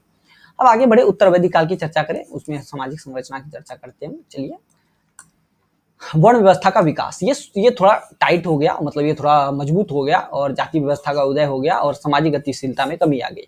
गृहस्थ जीवन, ब्रह्मचर्य, गृहस्थ जो 4 आश्रम है, वानप्रस्थ और संन्यास का विकास हुआ, जिसमें जीवन को 4 चरणों में विभाजित किया गया। धार्मिक और सांस्कृतिक जीवन में भी बदलाव हुए। यज्ञ का महत्व बढ़ गया, पुरोहित ब्राह्मण की शक्ति बढ़ी। इस काल में उपनिषद की रचना हुई, जिसमें आत्मा, ब्रह्मा और मोक्ष जैसे गूढ़ दार्शनिक विषयों की चर्चा की गई। जो वेद शेष 3 थे, सामवेद, यजुर्वेद और अथर्ववेद की रचना हुई। साथ में ब्राह्मण, आरण्यक और उपनिषद भी लिखे गए। ठीक है। आर्थिक जीवन की बात करें, कृषि और पशुपालन का विस्तार हुआ और धान चावल जो है मुख्य फसल बन गया। लोहे का उपयोग भी हुआ और कृषि तकनीकों में सुधार भी हुआ। ठीक है, क्लियर है। आगे बढ़े और व्यापार और शिल्प की बात करें तो व्यापार का विस्तार हुआ, नगरों का विकास हुआ, शिल्प और कारीगरी का विकास हुआ, जिससे समाज में नए वर्गों का उदय हुआ। निष्कर्ष अगर हम देखें तो कुल मिलाकर हम कह सकते हैं वैदिक काल में भारतीय सभ्यता का जो आधारभूत समय था, वो उसमें हम देखते हैं कि समाज, धर्म और संस्कृति के विभिन्न आयाम जो है इस समय विकसित हुए और इस काल में धार्मिक अनुष्ठानों और वेदों की रचना ने भारतीय संस्कृति को गहरे रूप से प्रभावित किया। उत्तर वैदिक काल में समाज और धर्म में जटिलता और कठोरता बढ़ी, जिसमें आने वाले समय में भारतीय समाज की संरचना और धार्मिक जीवन की दिशा में जो है धार्मिक जीवन की दशा एवं दिशा तय हुई। जैन और बौद्ध साहित्य से आप क्या समझते हैं? देखिए, जैन और बौद्ध साहित्य दोनों ही प्राचीन भारतीय धर्मों के धार्मिक, दार्शनिक और ऐतिहासिक ग्रंथों के संग्रह हैं। ठीक है, और ये ग्रंथ इन धर्मों के संस्थापकों, उनके उपदेशों और उनके अनुयायियों के जीवन और विचारधाराओं का विस्तृत विवरण प्रस्तुत करते हैं। आइए जैन और बौद्ध धर्म को या जैन और बौद्ध साहित्य को अलग अलग विस्तार से समझते हैं। और BSKG 178 में भी मैंने इसकी चर्चा की है। और जैन साहित्य को हम लोग आगम साहित्य के नाम से जानते हैं। ठीक है, आगे बढ़े तो श्वेतांबर आगम है सबसे पहले। इसमें ये जैन धर्म के श्वेतांबर समुदाय के प्रमुख ग्रंथ हैं, जिनमें महावीर स्वामी के उपदेश और शिक्षाएं संकलित है। इन्हें 12 भागों में विभाजित किया गया है। दिगंबर साहित्य की बात करें तो दिगंबर संप्रदाय के अनुसार आगम साहित्य का मौलिक रूप लुप्त हो चुका है। दिगंबर साहित्य में मुख्यतः कर्म प्रकृति, गोमटसार, समय प्रसार जैसे ग्रंथ शामिल है। काव्य तथा कथा साहित्य की बात करें तो काव्य जैसे कुबलय माला और पौमचर्य शायद ये आपको जैन संस्करण है रामायण का। ठीक है, उसके बाद कथा साहित्य में उत्तराध्ययन सूत्र और कल्पसूत्र प्रसिद्ध है, जो जैन संतों और साधुओं की कथाओं और शिक्षाओं का संग्रह है। दर्शन और तत्वविधान की बात करें तो तत्वार्थ सूत्र है, उमा स्वाति द्वारा रचित जैन धर्म का सबसे बड़ा और सबसे महत्वपूर्ण दार्शनिक ग्रंथ है। समय सार आचार्य कुंद द्वारा रचित है, जैन तत्व विज्ञान के महत्वपूर्ण सिद्धांतों की चर्चा करता है।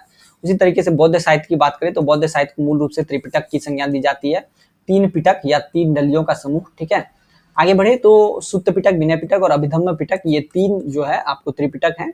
सुत्त पिटक में बुद्ध के उपदेश और संवाद शामिल है। धम्मपद और मध्यम निकाय इसके प्रमुख हिस्से हैं।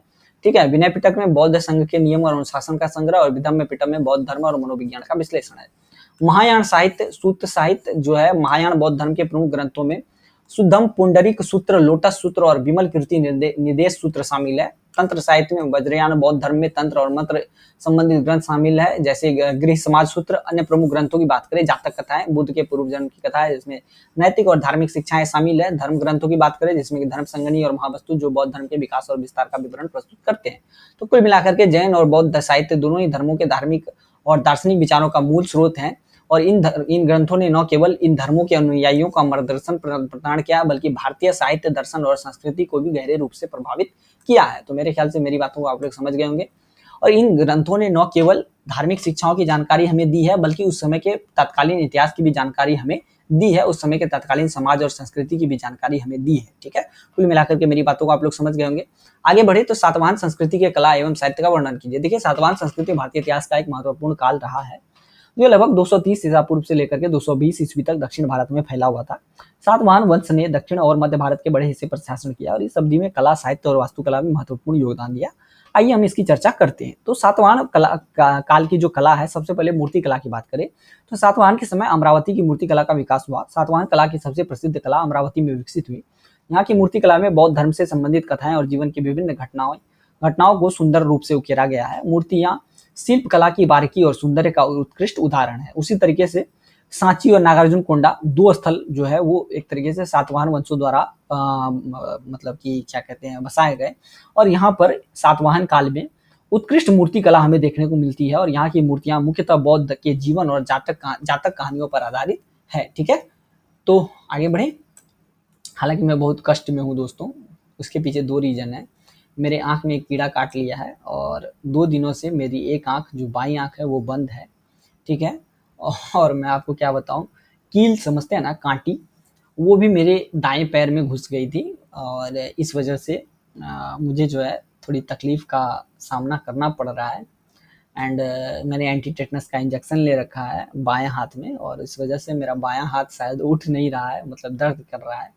तो मैं दिक्कत में हूँ, फिर भी वीडियो बना रहा हूँ। मैं आशा करता हूँ वीडियो आप लोगों को पसंद आएगा। ठीक है, आगे बढ़े। वास्तुकला की बात करें तो सातवाहन के समय में स्तूपों का निर्माण हुआ। सातवाहन काल में अनेक स्तूप का निर्माण हुआ, जिनमें अमरावती और सांची के जो स्तूप है वो प्रमुख है और ये स्तूप मूलतः बौद्ध धर्म के महत्वपूर्ण स्मारक है और उनकी संरचना वास्तुकला की अद्वितीयता को दर्शाती है। विहार और चैत्य। सातवाहन काल में अनेक विहार, बौद्ध मठ और चैत्य बौद्ध मंदिर बनाए गए। कार्ले, भाजा और कन्हेरी के गुफा मठ इस काल के महत्वपूर्ण स्थापत्य धरोहर है। चित्रकला की बात करें, सातवाहन काल की चित्रकला के प्रमाण मुख्यतः गुफा चित्रों में मिलते हैं। जनता की गुफाओं में इस काल के चित्रकला के अद्वितीय उदाहरण मिलते हैं, जिनमें बौद्ध जातकों या जाटकों और धार्मिक विषयों का चित्रण किया गया है। सातवाहन काल का जो साहित्य है उसकी चर्चा करते हैं। सबसे पहले तो प्राकृत साहित्य था। गाथा सप्तशती सातवाहन राजा हाल द्वारा रचित यह प्राकृत काव्य संग्रह प्रेम, प्रकृति और मानव जीवन के विभिन्न पहलुओं का सुंदर चित्रण करती है। इसमें 700 गाथाएं मतलब 700 कविताएं शामिल है और यह प्राकृत साहित्य का महत्वपूर्ण ग्रंथ है। उसके बाद संस्कृत साहित्य है। ठीक है, संस्कृत साहित्य की बात करें अगर हम, तो इसको पहले इरेज करते हैं। सातवाहन काल, अरे भैया पूरा इरेज हो जा। हाँ, सातवाहन काल में संस्कृत साहित्य का भी विकास हुआ और हालांकि सातवाहन वाहनों का जो मुख्य साहित्यिक योगदान था वो प्राकृत में ही था, परंतु संस्कृत में भी कुछ महत्वपूर्ण रचनाएं लिखी गई। बौद्ध साहित्य की बात करें तो इस काल में बौद्ध साहित्य का भी विकास हुआ। कई जातकों और बौद्ध धर्मों की रचना भी इसी अवधि में हुई। धार्मिक और दार्शनिक ग्रंथों की बात करें तो सातवाहन काल में धार्मिक और दार्शनिक ग्रंथों का भी महत्वपूर्ण योगदान था। इन ग्रंथों में बौद्ध, जैन और वैदिक परंपराओं का सम्मिलन हमें देखने को मिलता है। तो निष्कर्ष के तौर पर हम ये कह सकते हैं कि सातवाहन संस्कृति, कला और साहित्य में अपने महत्वपूर्ण योगदान देने के लिए जानी जाती है और इस काल में मूर्तिकला, वास्तुकला और चित्रकला ने भारतीय कला को समृद्ध बनाया। प्राकृत और संस्कृत साहित्य में भी इस युग का विशेष स्थान है। सातवाहन काल की कला और साहित्य न केवल धार्मिक और सांस्कृतिक दृष्टि से महत्वपूर्ण है, बल्कि भारतीय सभ्यता के विकास में भी इनका महत्वपूर्ण योगदान है। ठीक है, आगे बढ़े तो अगला प्रश्न है, सातवाहन की जो राज्य की जो शासन व्यवस्था थी वो कैसी थी? तो 230 से 220 ईसा पूर्व तक दक्षिण और मध्य भारत के हिस्से पर शासन किया था। तो अब चलिए हम सीधे सीधे डिस्कस करते हैं सातवाहन की जो शासन व्यवस्था की संरचना थी वो कैसी थी। सबसे पहले राजा। तो केंद्रीय सत्ता, सातवाहन राज्य का जो प्रमुख था वो राजा होता था, जो सर्वोच्च शासक और प्रशासनिक प्रमुख होता था। राजा की शक्ति बहुत अधिक थी और उसे देवता के समान सम्मान दिया जाता था। वंश परंपरा, शासन वंशानुगत होता था और राजकुमारों को राज्य के प्रशासनिक कार्यों में प्रशिक्षित किया जाता था। उसके बाद राजा को समझाने के लिए, बताने के लिए मंत्री परिषद होता था। मंत्री और अधिकारी होते थे। राजा को एक मंत्री परिषद द्वारा सहायता प्रदान की जाती थी, जिसमें विभिन्न मंत्री होते थे, उच्च अधिकारी शामिल होते थे। ये मंत्री विभिन्न विभागों और प्रशासनिक कार्यों की देखरेख करते थे। क्लियर है? सैन्य अधिकारी, तो सेना की देखरेख के लिए एक उच्च अधिकारी भी नियुक्त किए जाते थे, जिन्हें महासेनापति कहा जाता था। प्रशासनिक विभाजन की बात करें तो प्रदेश और जनपद इस तरीके से विभाजन किया गया था। महाजनपद, राज्य को बड़े प्रदेशों या महाजनपदों में विभाजित किया गया था। प्रत्येक महाजनपद का प्रबंधन एक प्रांतीय गवर्नर या महामात्र के द्वारा किया जाता था। जनपद, महाजनपदों को छोटे जनपदों में विभाजित किया गया था, जिनका विभाजन जनपदपति द्वारा किया जाता था। ठीक है, नगर और ग्राम, नगरों का प्रशासनिक प्रबंधन नगराध्यक्ष द्वारा किया जाता था। नगराध्यक्ष व्यापार, कर संग्रह और नागरिक प्रशासन की देखरेख करते थे। गांव का प्रबंधन ग्राम प्रमुख या मुखिया द्वारा किया जाता था, जिसे ग्रामीण कहा जाता था। ग्राम सभा भी ग्रामीण प्रशासन में महत्वपूर्ण भूमिका निभाती थी। कर और राजस्व व्यवस्था की अब बात करते हैं। तो कर संग्रह कैसे होता था? Tax collection. ठीक है, हर जगह टैक्स कलेक्शन होता है। तो भूमि कर, कृषि प्रमुख आय का स्रोत था और भूमि पर कर लगाया जाता था। इसे भोग या कर कहा जाता था। व्यापार कर, इनका आपको क्या कहते हैं, व्यापार को क्या कहते हैं भाई? अरे भाई इंग्लिश क्या कहते हैं व्यापार को? नाम याद नहीं आ रहा है मेरे को। Business tax. ठीक है, बिजनेस मान के चल सकते हैं। तो व्यापार और वाणिज्य से संबंधित कर भी संग्रहित किए जाते थे। जिसमें राज्य के आय में वृद्धि होती थी। अन्य राजस्व स्रोत की बात करें तो राजा को उपहार या दान वगैरह भी मिलते थे, जो राजस्व के एक महत्वपूर्ण हिस्से में आते थे। ठीक है, शुल्क और टोल, व्यापार मार्गों पर शुल्क और टोल भी राज्य के राजस्व का महत्वपूर्ण हिस्सा होते थे। न्याय व्यवस्था की बात करें तो न्यायिक संस्थाएं थी, राजा का न्याय होता था, सर्वोच्च न्यायाधीश राजा होता था और महत्वपूर्ण मामलों में निर्णय सुनाता था। जबकि स्थानीय न्याय भी होता था, छोटे और सामान्य मामलों का निपटारा स्थानीय स्तर पर ग्राम सभा या नगर परिषद द्वारा किया जाता था। विधि और व्यवस्था के लिए धार्मिक और सामाजिक नियम बनाए गए थे। न्याय व्यवस्था में धर्मशास्त्र और सामाजिक नियमों का पालन किया जाता था। विभिन्न धर्मों और समुदायों के रीति रिवाजों का सम्मान किया जाता था। सैन्य व्यवस्था की व्यवस्था की गई थी। ठीक है, आगे बढ़ते हैं तो उसकी चर्चा करते हैं। संगठित सेना थी, सातवाहन राज्य की सेना संगठित और सुसज्जित थी। इसमें पैदल सैनिक, अश्वारोही, रथारूढ़ योद्धा शामिल थे। महासेनापति सेना का नेतृत्व महासेनापति करता था, जो राजा का प्रमुख सैन्य सलाहकार भी होता था। रथ और सुरक्षा की बात करें तो राज्य की सीमाओं की रक्षा के लिए किलों और दुर्गों का निर्माण किया गया था। समुद्री मार्ग की सुरक्षा के लिए नौसेना का भी प्रबंधन किया जाता था। निष्कर्ष, सातवाहन राज्य की शासन व्यवस्था केंद्रीकृत, संगठित और प्रभावशाली थी। इसमें राज्य के नेतृत्व में मंत्रिपरिषद, प्रशासनिक विभाजन, कर, राजस्व संग्रह, न्यायिक प्रणाली, सैन्य संगठन जैसे महत्वपूर्ण घटक शामिल थे। सातवाहनों की शासन व्यवस्था ने राज्य की स्थिरता और विकास में महत्वपूर्ण भूमिका निभाई और जिससे यह काल भारतीय इतिहास में विशेष स्थान रखता है। चलिए, क्लियर है। 16 महाजनपद का उचित विवरण दीजिए, 20वां नंबर प्रश्न है। चलिए डिस्कस करते हैं इसको। 16 महाजनपद प्राचीन भारत के महत्वपूर्ण राज्य थे, जिनका उल्लेख हमें बौद्ध और जैन साहित्य में देखने को मिलता है। ये महाजनपद लगभग 600 ईसा पूर्व से लेकर के 300 ईसा पूर्व तक अस्तित्व में थे। इन महाजनपदों ने भारतीय उपमहाद्वीप के राजनीतिक, सामाजिक और सांस्कृतिक जीवन में महत्वपूर्ण भूमिका निभाई। आइए 16 महाजनपदों का विस्तृत विवरण करें। अंग जो है उसकी राजधानी चंपा थी, वर्तमान बिहार और बंगाल के कुछ हिस्से में पड़ता है। महत्व, अंग राज्य, व्यापार और वाणिज्य का प्रमुख केंद्र था। यहाँ यह महाभारत और अन्य पुराणों में भी उल्लेखित है। मगध की बात करें, राजधानी राजगिरी थी, बाद में पाटलिपुत्र, स्थान वर्तमान बिहार।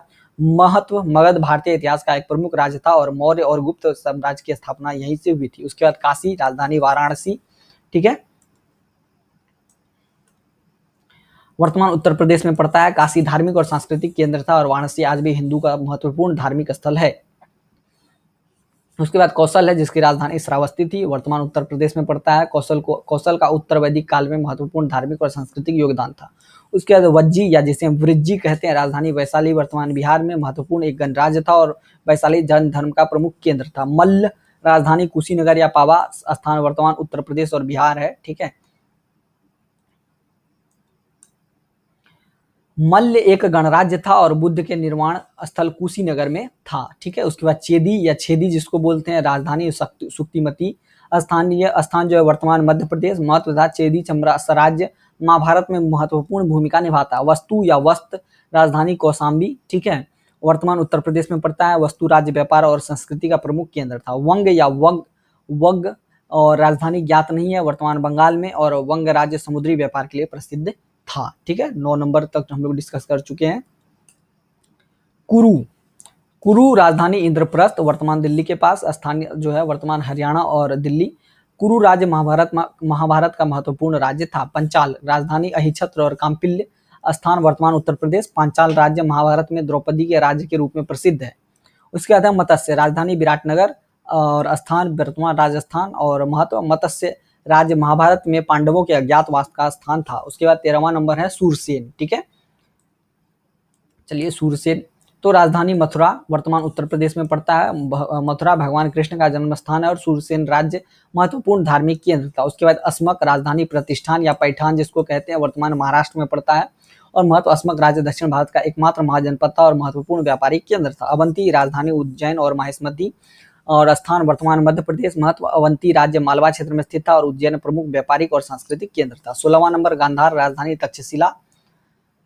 ठीक है, और वर्तमान पाकिस्तान और अफगानिस्तान के क्षेत्र में पड़ता है। गांधार राज्य शिक्षा और संस्कृति का प्रमुख केंद्र था। तक्षशिला विश्व का प्रसिद्ध प्राचीन विश्वविद्यालय था। और उस निष्कर्ष की बात करें तो 16 महाजनपदों ने भारतीय उपमहाद्वीप के प्रारंभिक राजनीतिक, सामाजिक और सांस्कृतिक जीवन को आकार दिया। इन महाजनपदों में विकसित होने वाली संस्कृतियों ने भारतीय सभ्यता की नींव रखी और विभिन्न धर्मों, विचारधाराओं और साहित्य को समृद्ध किया। कुल मिलाकर के यही सब बातें इसमें लिखी हुई थी। 21वां नंबर प्रश्न है, मौर्य काल में अशोक की नीतियों की विवेचना करें। तो मौर्य काल में सम्राट अशोक की नीतियां भारतीय इतिहास में एक महत्वपूर्ण और परिवर्तनकारी युग का प्रतिनिधित्व करती है। अशोक चंद्रगुप्त मौर्य के पौत्र और बिंदुसार के पुत्र थे। ठीक है, उनके शासनकाल के दौरान अपनाई गई नीतियां राजनीतिक, सामाजिक, धार्मिक और प्रशासनिक दृष्टि से महत्वपूर्ण थी। आइए इनकी नीतियों की चर्चा करते हैं। सबसे पहले हम धार्मिक नीति की चर्चा करेंगे, ठीक है। तो धर्म का प्रचार, उन्होंने धर्म का प्रचार किया, धम्म की अवधारणा विकसित की। अशोक की धम्म नीति का उपदेश था नैतिकता, सदाचार और मानवीय मूल्य को बढ़ावा देना। इसमें सत्य, अहिंसा, करुणा और समानता पर विशेष जोर दिया गया। धम्म महामात्र, अशोक ने धम्म महामात्रों की नियुक्ति की, जो धर्म के प्रचार या धम्म के प्रचार और नैतिक शिक्षा के प्रसार में महत्वपूर्ण भूमिका निभाते थे। धम्म यात्राएं, अशोक ने धम्म यात्राओं का आयोजन किया, जिसमें वह स्वयं विभिन्न स्थानों पर जाकर धम्म का प्रचार करते थे।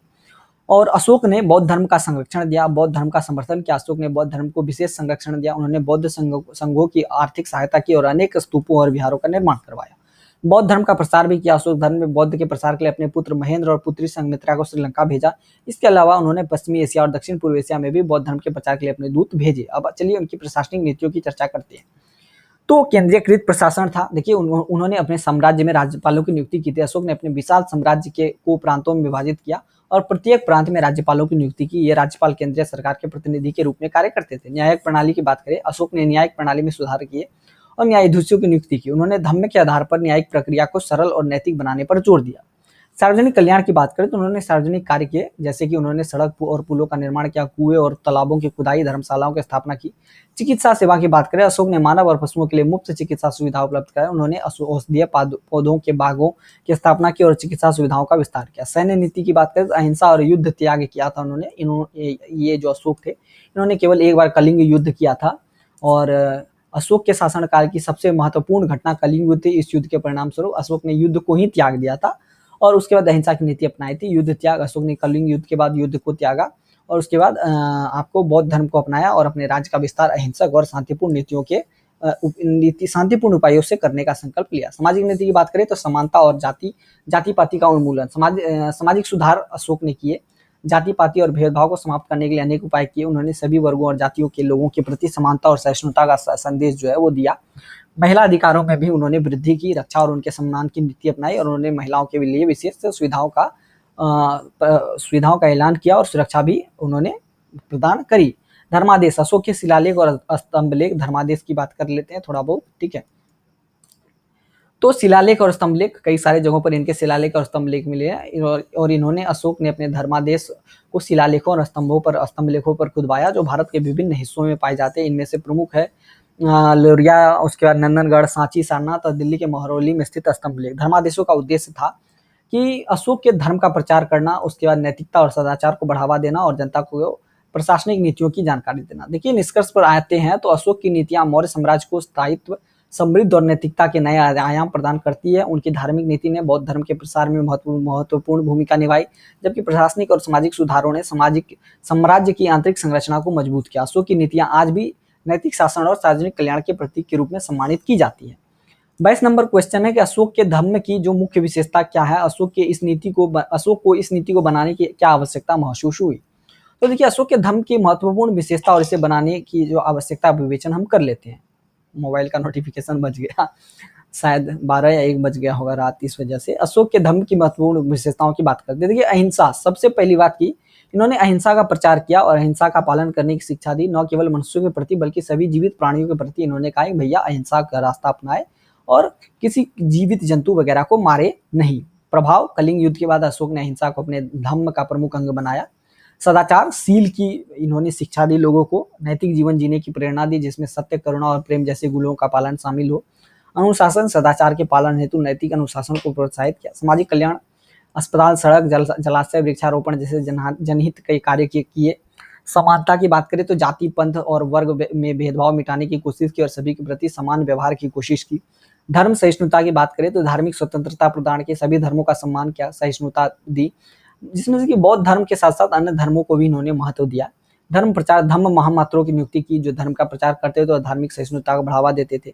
सामाजिक और नैतिक सुधार भी किए, ठीक है। मांसाहार में कमी की, पशुवध पर रोक लगाया और नैतिक सुधार के लिए उपदेश वगैरह भी दिए, ठीक है। सकारात्मक दृष्टिकोण हुआ इसका, ठीक है। संयम, मृदभाषिता और सहानुभूति का प्रचार हुआ। परिवार और समाज के प्रति कर्तव्य, माता पिता, गुरुजनों और वृद्धों का सम्मान करने की बात की। पड़ोसियों, सहकर्मियों और समाज के अन्य सदस्यों के प्रति दया और सहायता का भाव जगाने का काम किया। स्वस्थ और आध्यात्मिक जीवन की बात की। चिकित्सा सुविधाओं का विस्तार और स्वच्छता के प्रति जागरूकता, आध्यात्मिकता, आचरण और जीवन में आध्यात्मिकता और अशोक को इस नीति को बनाने की आवश्यकता क्यों महसूस हुई? कलिंग युद्ध का प्रभाव। देखिए, कलिंग युद्ध जब हुआ तो इसमें भारी विनाश हुआ, जनहानि ने अशोक को हिंसा की नृशंसता का एहसास करवाया कि भैया हिंसा नहीं करनी चाहिए। और इससे इस युद्ध के बाद अशोक ने अपना आंतरिक परिवर्तन, मतलब अपने अंदर में एक आंतरिक परिवर्तन लाया और उन्होंने अहिंसा और धम्म को अपने शासन का मूल मंत्र बनाया और राज्य की एकता और शांति की जो बात उन्होंने की और उसमें उन्होंने धम्म का प्रचार किया। ठीक है, और उन्होंने अविभाज्य राज्य के लिए विशाल साम्राज्य में विभिन्न धर्मों और संस्कृतियों के लोगों को एकजुट करने के लिए कई सारे कार्य किए। उन्होंने एकजुट करने और शांति बनाए रखने के लिए धम्म की नीति आवश्यक समझी और धम्म नीति को बढ़ावा दिया। सामाजिक सद्भाव के लिए धम्म नीति ने समाज में शांति और सद्भावना को बढ़ावा दिया, जिससे विरोध और अशांति को कम किया जा सके। नैतिक और सामाजिक सुधार भी हुआ। अशोक ने समाज में नैतिकता, करुणा और सदाचार को बढ़ावा देने की आवश्यकता महसूस की, जिससे समाज का नैतिक और सामाजिक उत्थान हो सके। सामाजिक समानता, जाति पाति और धार्मिक भेदभाव को समाप्त करने के लिए धम्म नीति आवश्यक थी। धार्मिक प्रभाव, बौद्ध धर्म का प्रभाव। अशोक बौद्ध धर्म से गहराई से प्रभावित थे और इसके नैतिक और आध्यात्मिक सिद्धांतों को अपने शासन में लागू करना चाहते थे। इसी वजह से धम्म नीति के माध्यम से अशोक ने बौद्ध धर्म का व्यापक प्रचार प्रसार किया। जन कल्याण और प्रजा के प्रति दायित्व की अब हम बात करते हैं।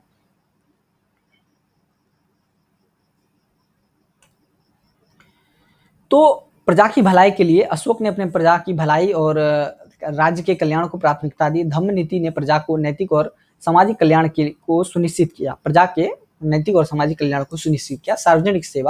सार्वजनिक सेवाओं और बुनियादी ढांचों के विकास को प्रोत्साहित किया गया, जिससे राज्य की समृद्धि और स्थिरता बढ़ी। निष्कर्ष हम ये कह सकते हैं कि अशोक की धम्म की नीति न केवल उनके शासनकाल को परिभाषित करती है, बल्कि भारतीय इतिहास और संस्कृति में भी गहरा प्रभाव डालती है। अहिंसा, नैतिकता, सामाजिक समानता और जन कल्याण पर आधारित ये नीतियां अशोक की दूरदर्शिता और समाज के प्रति उनकी प्रतिबद्धता को दर्शाती है।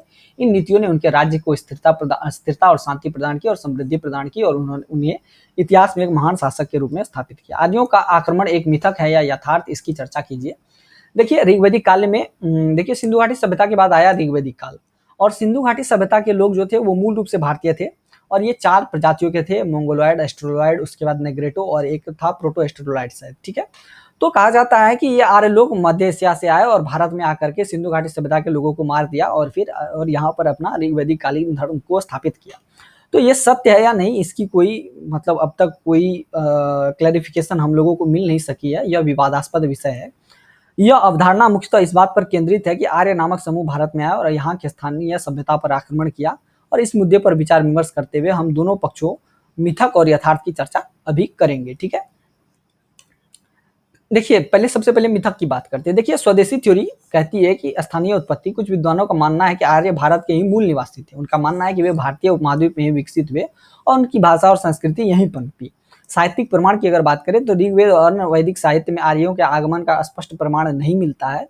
इसमें स्थानीय जनजातियों और आर्यों के बीच संघर्ष का वर्णन है, पर इसे आक्रमण के रूप में नहीं देखा जा सकता है। पुरातात्विक साक्ष्य की अगर हम बात करें तो हड़प्पा सभ्यता। पुरातात्विक साक्ष्यों के अनुसार हड़प्पा सभ्यता का पतन प्राकृतिक आपदाओं, जलवायु परिवर्तनों और आंतरिक सामाजिक परिवर्तनों के कारण हुआ। इसमें आर्यों के आक्रमण का कोई ठोस प्रमाण हमें मिलता नहीं है। सांस्कृतिक निरंतरता की बात करें, हड़प्पा और वैदिक संस्कृतियों के बीच सांस्कृतिक निरंतरता के साक्ष्य मिलते हैं, जैसे धार्मिक प्रतीकों और बर्तनों में समानता है। ठीक है, अब आर्यों का आक्रमण में भी सच हो सकता है। इसके कुछ भाषाई प्रमाण हमें देखने को मिलते हैं। आइए चलिए इसकी चर्चा करते हैं।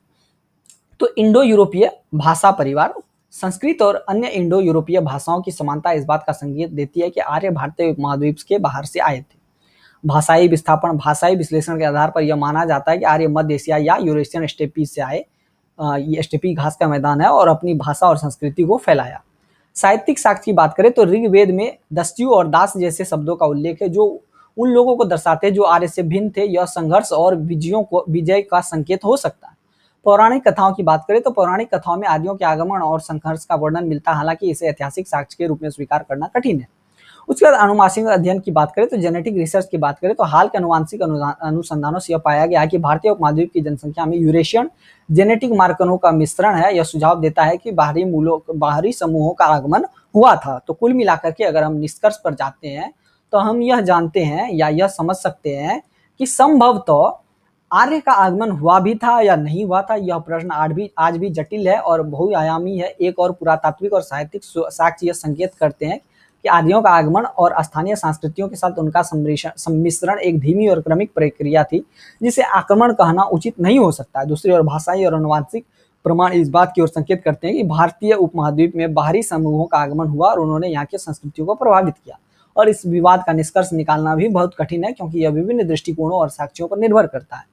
आर्यों का आक्रमण यह एक यथार्थ है या मिथक यह पूरी तरह से स्पष्ट अभी तक नहीं हो सका है, लेकिन यह स्पष्ट है कि भारतीय उपमहाद्वीप की सभ्यता एक जटिल और बहुस्तरीय विकास की कहानी है, जिसमें अनेक समूहों और संस्कृतियों का योगदान रहा है। 1 मिनट रुक जाइए दोस्तों, लाइन चला गया, इन्वर्टर से फैन चल रहा है, दैट्स वाई थोड़ी बहुत गूंज की आवाज आप लोगों को आ सकती है, इस वजह से मैं एक बार फैन को बंद कर देता हूँ। चलिए स्टार्ट करते हैं। तमिलहम में समाज के स्वरूप की चर्चा कीजिए। देखिए, तमिलनाडु या तमिलहम एक प्राचीन तमिल समुदाय का ऐतिहासिक क्षेत्र है जो दक्षिण भारत में स्थित है, और इस क्षेत्र का समाज और संस्कृति भारतीय इतिहास में एक महत्वपूर्ण स्थान रखता है। तमिलहम में समाज के स्वरूप की चर्चा निम्नलिखित पहलुओं पर केंद्रित होती है। सबसे पहले सामाजिक संरचना की बात करते हैं। आइए अगले स्लाइड में वर्ण व्यवस्था की बात करते हैं। तो तमिलहम में प्राचीन काल में वर्ण व्यवस्था का चलन था, जिसमें ब्राह्मण, क्षत्रिय, वैश्य और शूद्र वर्ण थे। ब्राह्मण वर्ग धार्मिक और शिक्षात्मक कार्यों में लीन था, जबकि क्षत्रिय वर्ग समाज में प्रशासनिक और सैन्य कार्यों में था। वैश्य वर्ग वाणिज्यिक और व्यापारिक गतिविधियों से जुड़ा था और शूद्र वर्ग उत्पादन के कार्यों में नियुक्त था। जाति व्यवस्था, तमिलहम में जाति व्यवस्था का महत्वपूर्ण स्थान था, जिसमें जातियों के आधार पर समाज का विभाजन होता था। जातीय व्यापार, कृषि, शिल्पकला आदि के अनुसार अलग अलग कार्यों में व्यस्त थी। राजनीतिक संरचना की बात करें तो मोनार्की थी। प्राचीन तमिल साम्राज्य में राजा या मोनार्की महत्वपूर्ण स्थान रखता था। राजा समाज के प्रधान नेता थे और उनका शासन समाज की विभिन्न विधाओं में प्रतिष्ठित था। सभा और समिति, तमिलहम में सभा और समिति का भी महत्व था, जिन्हें समाज और राजनीतिक मामलों में लोगों की बात रखने के लिए बनाया गया था। ठीक है, इन संस्थाओं के माध्यम से समाज के नियम और नीतियों का निर्धारण होता था। आर्थिक संरचना की चर्चा करते हैं अब। तो अर्थव्यवस्था, तमिलहम में जो कृषि और व्यापार दोनों ही महत्वपूर्ण आर्थिक गतिविधियां थी। धान, अनाज, फसल, वनस्पति उत्पादन और पशुपालन जैसे विभिन्न कृषि कार्यों के अलावा व्यापार भी विशेष रूप से प्रचलित था।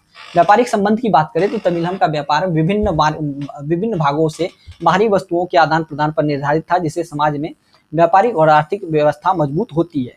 ठीक है, होती थी। सांस्कृतिक संरचना की बात करें तो भाषा और साहित्य, तमिलहम में तमिल भाषा का प्रमुख स्थान था और इसका समृद्ध विकास भी हुआ। साहित्यिक काव्य, गाना, नृत्य और कला में भी विशेष रूप से प्रभावशाली कार्यकलाप हुए। धार्मिक अनुभव की बात करें तो धार्मिकता का प्रचलन था। तमिलहम में या तमिलाहम जो बोले विभिन्न धार्मिक समुदाय और उनके आचार विचार प्रचलित थे। इस प्रकार तमिलहम एक विविध और एक समृद्ध संरचना थी, जिसमें वर्ण, जाति, राजनीतिक संगठन, आर्थिक प्रणाली और सांस्कृतिक विचारधारा का मिश्रण था। इस समाज की विशेषताएं और उसके संगठन तमिलहम के सामाजिक और ऐतिहासिक विकास को समझने में मदद करती है। अगला क्वेश्चन है, मूवेंडर्स कौन थे, इनकी शक्तियों की चर्चा कीजिए। क्लियर है, चलिए देखते हैं मूवेंडर्स कौन थे। देखिए, मूवेंडर्स एक प्राचीन भारतीय जनजाति थी या जाति थी जो मध्यकालीन और आधुनिक दक्षिण भारत, विशेषकर तमिलनाडु के तटीय क्षेत्रों में निवास करती थी। इनकी शक्तियों के और महत्व को जानने के लिए हमें इनके विभिन्न पहलुओं पर ध्यान केंद्रित करने की आवश्यकता है। सबसे पहले सामाजिक संरचना की बात करें तो ये लोग सामुदायिक संगठन बना करके रहते थे। मूवेंडर्स एक सामुदायिक संगठन थे जो अपनी विशेष संस्कृति, भाषा और आर्थिक गतिविधियों के माध्यम से पहचान बनाते थे। इनका समाज वर्णाश्रम व्यवस्था और जाति व्यवस्था के अंतर्गत व्यवस्थित रहता था। प्रशासनिक प्रणाली, मूवेंडर्स का जो समाज था वो राजनीतिक और प्रशासनिक रूप से संगठित था। उनके पास अपने समुदाय की आपसी समस्याओं को हल करने के लिए स्थानीय स्तर पर स्वायत्त प्रशासनिक प्रणाली थी। आर्थिक प्रणाली की बात करें तो कृषि और व्यापार, मूवेंडर्स का प्रमुख आर्थिक आधार कृषि और व्यापार पर निर्भर था। वे मुख्य रूप से धान मिलन और पशुपालन से जुड़े होते थे और अपनी आर्थिक स्थिति को इन कार्यकलापों के माध्यम से सुनिश्चित करते थे। सांस्कृतिक धारा की बात करें तो भाषा और साहित्य की बात करते हैं। तो मूवेंडर्स अपने विशेष भाषा और साहित्य को बनाए रखने में प्रयासरत रहते थे। उनकी साहित्यिक परंपरा में कविताएं, गीत और कथाएं शामिल थी जो उनकी सांस्कृतिक पहचान का हिस्सा थी। धार्मिक प्रथाएं, धार्मिकता, मूवेंडर का समाज धार्मिकता के प्रति समर्पित था। वे अपने धार्मिक अनुसरणों और परंपराओं को महत्व देते थे और इसे समाज की एकता और समृद्धि के लिए महत्वपूर्ण मानते थे। मूवेंडर्स एक समृद्ध और संपन्न समाज का हिस्सा थे, जिनका जीवन प्राकृतिक संसाधनों के उपयोग और सामाजिक संगठन, धार्मिक प्रथाओं के पालन और सांस्कृतिक समृद्धि पर आधारित था। उनकी शक्तियों और महत्व उनके समाज की स्थिति और स्थापत्य के संरक्षण में व्याप्त थी और उनके समृद्ध इतिहास ने उन्हें अद्वितीय बनाया। सातवाहन वंश की चर्चा कीजिए। इसकी चर्चा हम पहले कर चुके हैं तो मैं इसको यहाँ डिस्कस नहीं करने वाला हूँ, ये एक एक्स्ट्रा प्रश्न है।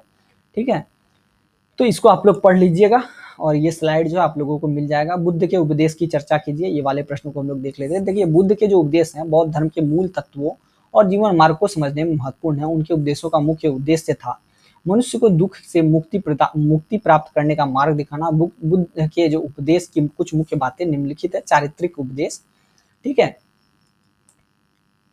सबसे पहले अहिंसा की बात करते थे। बुद्ध ने अहिंसा के मार्ग को अपनाया। उन्होंने सभी प्राणियों के प्रति अहिंसा का पालन करने की प्रेरणा दी। सत्य और शील, बुद्ध ने उच्च चारित्रिक मूल्यों की प्रशंसा की, जिसमें सत्य का पालन, शील की सुरक्षा और सही व्यवहार करने का जो सही व्यवहार शामिल था। धार्मिक उपदेश की बात करें, उन्होंने मध्यम मार्ग को अपनाने की सलाह दी कि अत्यधिक इंद्रिय आसक्ति और संयम दोनों में संतुलित होना है, और यह मार्ग जीवन के सभी पहलुओं को समझाने और दुख से मुक्ति प्राप्त करने में सहायक होता है। उपेक्षा, बुद्ध ने धार्मिक विवादों और संस्थाओं के प्रति उपेक्षा दिखाई और उन्होंने लोगों को सीधे मार्ग पर लाने की कोशिश की और विशेष धार्मिक व्यक्तिगतताओं की बजाय अंतर्निहित ज्ञान और संयम की प्रशंसा। ज्ञान और समझ, अनिच्छा, दुख, आत्मा, बुद्ध ने जीवन की अस्थिरता, अनिच्छा जिसको बोल सकते हैं, दुख का कारण और आत्मा की अभावता, अनात्मा को समझाया। उनके अनुसार इन तत्वों को समझकर ही मनुष्य दुख से मुक्ति प्राप्त कर सकता है। उसके बाद उदाहरण और उपदेश, ठीक है। तो कुल मिलाकर के बुद्ध ने अपने उपदेशों को कई उदाहरणों और कथा के माध्यम से समझाने की कोशिश की, जिनसे उनके अनुयायी और श्रोता आसानी से उन्हें समझ सकते थे। उनकी कथाओं में गहरी धार्मिक, मानवीय और नैतिक सीखें छुपी होती थी। बुद्ध के उपदेश मानवता के मूल्यों, अहिंसा के महत्व और समझ के अद्वितीय मार्ग को समझाते हैं। उनकी शिक्षाएं और उपदेश विश्व भर में उपलब्ध है और लोगों को समझने और अपने जीवन में उन्हें अमल लाने में मदद करते हैं, ठीक है। अब अगला प्रश्न है, आजीवक संप्रदाय की चर्चा कीजिए। आजीवक संप्रदाय या आजीवक सेक्ट प्राचीन भारतीय धार्मिक संप्रदाय था, जिसका मूल स्थान भारत के उत्तर प्रदेश और हरियाणा के क्षेत्र में माना जाता है।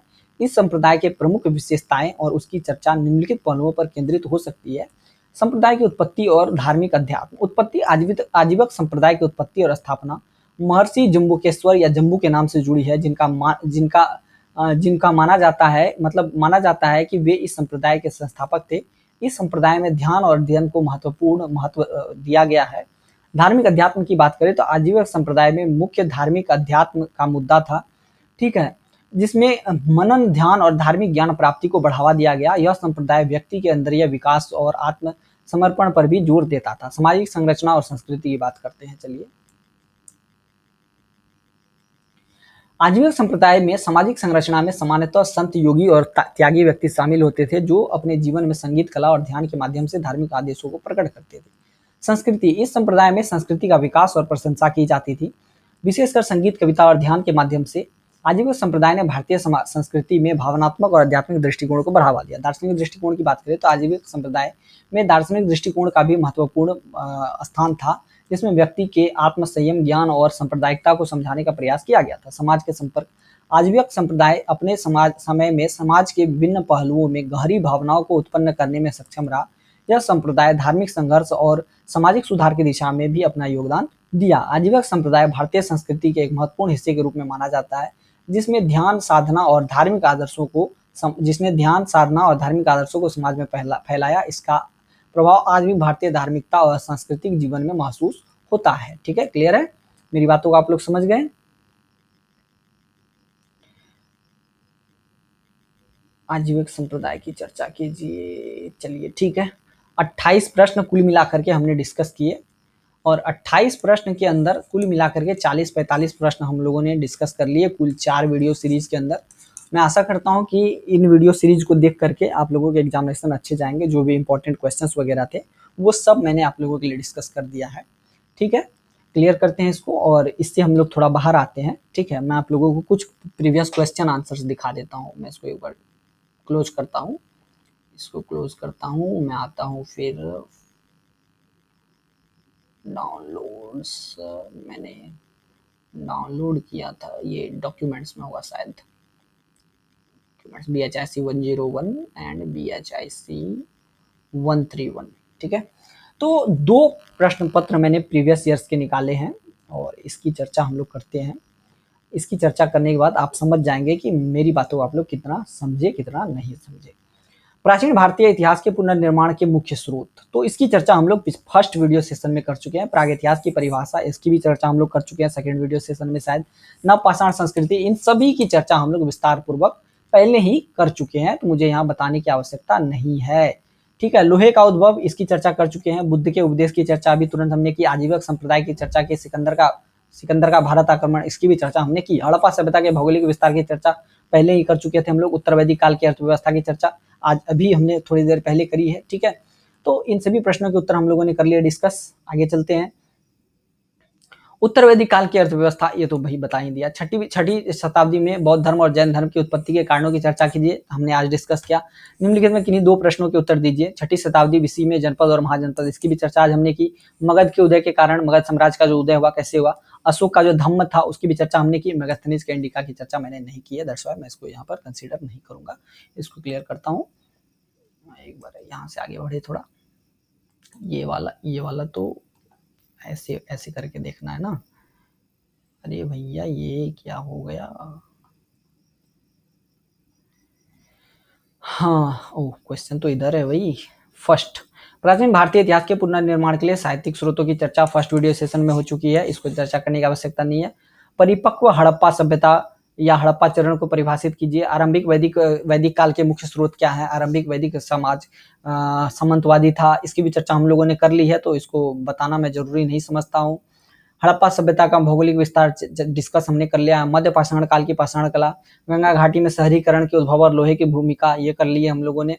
महावीर का उपदेश, ये मैंने नहीं करवाया। मगध महाजनपद के उदय के कारण डिस्कस कर लिया हम लोगों ने। साम्राज्य की धारणा की समीक्षा कीजिए। मौर्यों ने साम्राज्य का निर्माण किया था, यह भी मतलब क्या मौर्यों ने साम्राज्य का निर्माण किया था, इसकी भी चर्चा हमने कर ली। प्राचीन भारत में महिलाओं की स्थिति की चर्चा भी हम लोगों ने कर ली है, ठीक है। और इसके बाद है सिकंदर का भारत आक्रमण, हम लोगों ने चर्चा कर लिया। मौर्यों का पतन कैसे हुआ, जब अशोक की मृत्यु हुई तब। मौर्य का प्रशासन तंत्र, इसकी भी चर्चा हमने कर ली। प्राचीन भारत में तकनीकी उपलब्धियां, इसकी चर्चा मैंने नहीं की है, तो इसको छोड़ देते हैं, ठीक है। आगे बढ़े।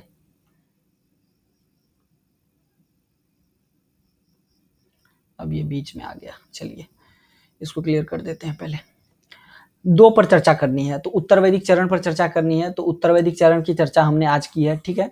6वीं शताब्दी में बौद्ध धर्म जैन धर्म की उत्पत्ति के कारण, ठीक है।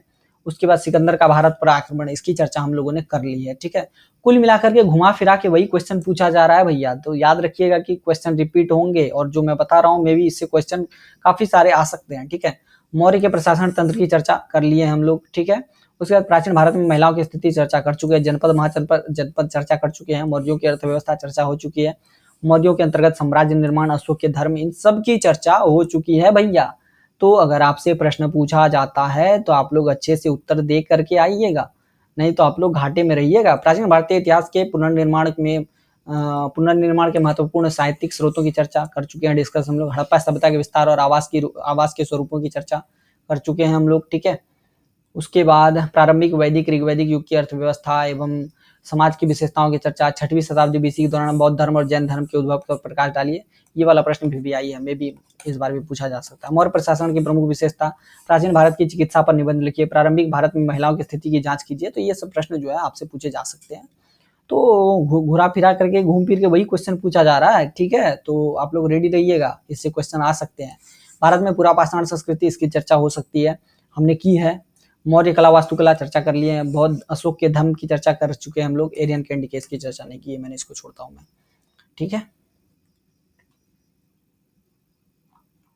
आगे प्राचीन भारतीय इतिहास के पुनर्निर्माण के महत्वपूर्ण पुरातात्विक स्रोत चर्चा कर चुके हैं। हड़प्पा सभ्यता की अर्थव्यवस्था चर्चा कर चुके हैं। सिकंदर के बाद नहीं, इसकी चर्चा नहीं हुई है। हाँ, हालांकि उत्तर पश्चिमी भारत में इसके आक्रमण के प्रभाव की चर्चा हम लोग कर चुके हैं, ठीक है। प्राचीन भारत में गणित नहीं भैया, इसकी चर्चा नहीं हुई है। दक्षिण भारत में महापाषाण संस्कृति नहीं हुई है। उत्तर वैदिक काल के दौरान अर्थव्यवस्था समाज, इसकी चर्चा हुई है। भारत में बौद्ध धर्म की उत्पत्ति व प्रसार चर्चा हुई है। निम्नलिखित में दो पर टिप्पणी करनी है। तो एक ऐतिहासिक स्रोत के रूप में संगम साहित्य, आजीवक संप्रदाय चर्चा हो चुकी है। भीमबेटका पाषाण कला परिसर, इसकी भी चर्चा हो चुकी है। इतने स्पीड में बोल रहा हूँ ना कि सब कुछ इधर उधर करके बोल रहा हूँ, ठीक है। हालांकि मैं इतना भी खराब नहीं बोलता हूँ। अशोक, इसकी भी चर्चा हम लोग कर चुके हैं। अशोक महान, ठीक है।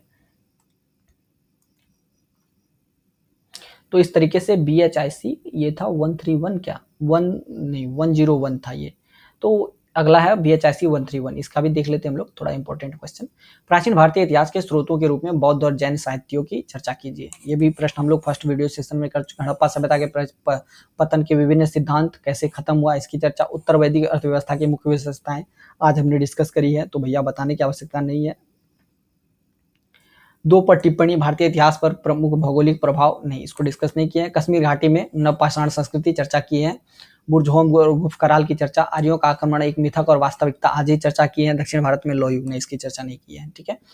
फिर छठी शताब्दी, ये नहीं, मौर्य के पतन, अधीन राजस्व प्रशासन की प्रकृति पर चर्चा कीजिए, इसकी चर्चा हम लोग कर चुके हैं, ठीक है। उसके बाद प्राचीन तमिलहम या तामिलहम में विभिन्न 3 प्रकार के मुखिया तंत्रों के पर निबंध, ये चर्चा हम लोग कर चुके हैं। अर्थशास्त्र कौटिल्य का जो था उसकी चर्चा हुई है। सातवाहन की चर्चा हम लोगों ने आज करी है, ठीक है। प्रारंभिक ऐतिहासिक प्रौद्योगिकी, इसकी चर्चा हम लोगों ने नहीं की है, ठीक है।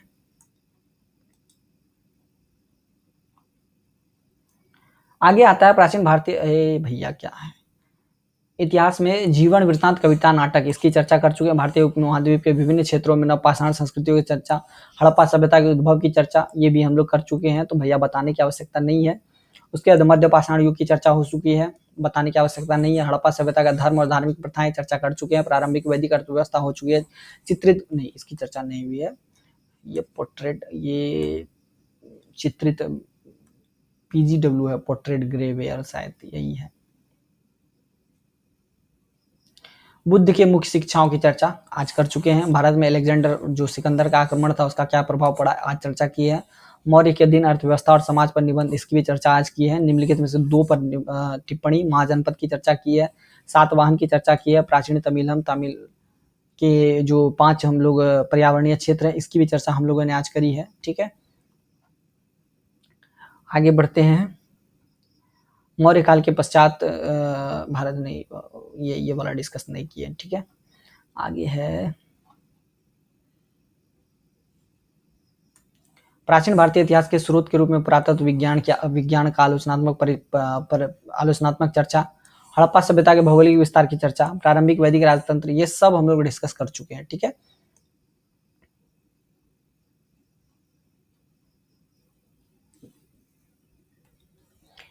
उसके बाद पुरापाषाण युग, उसके बाद दक्षिण भारत में लौह युग, इसकी भी चर्चा लगभग हो चुकी है, ठीक है, तो बताने की आवश्यकता है नहीं।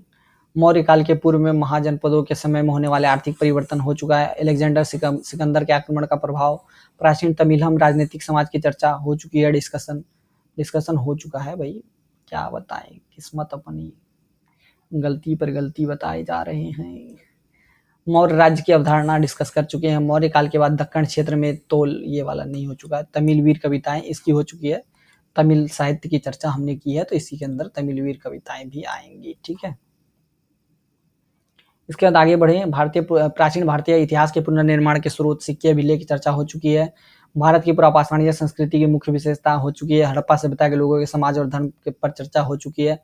तिथि निर्धारण, डेटिंग के तरीके हो चुकी है चर्चा। भारत की नवपाषाणीय संस्कृति, हड़प्पा सभ्यता में व्यापार, महापाषाणीय संस्कृति, सबकी चर्चा हो चुकी है, ठीक है।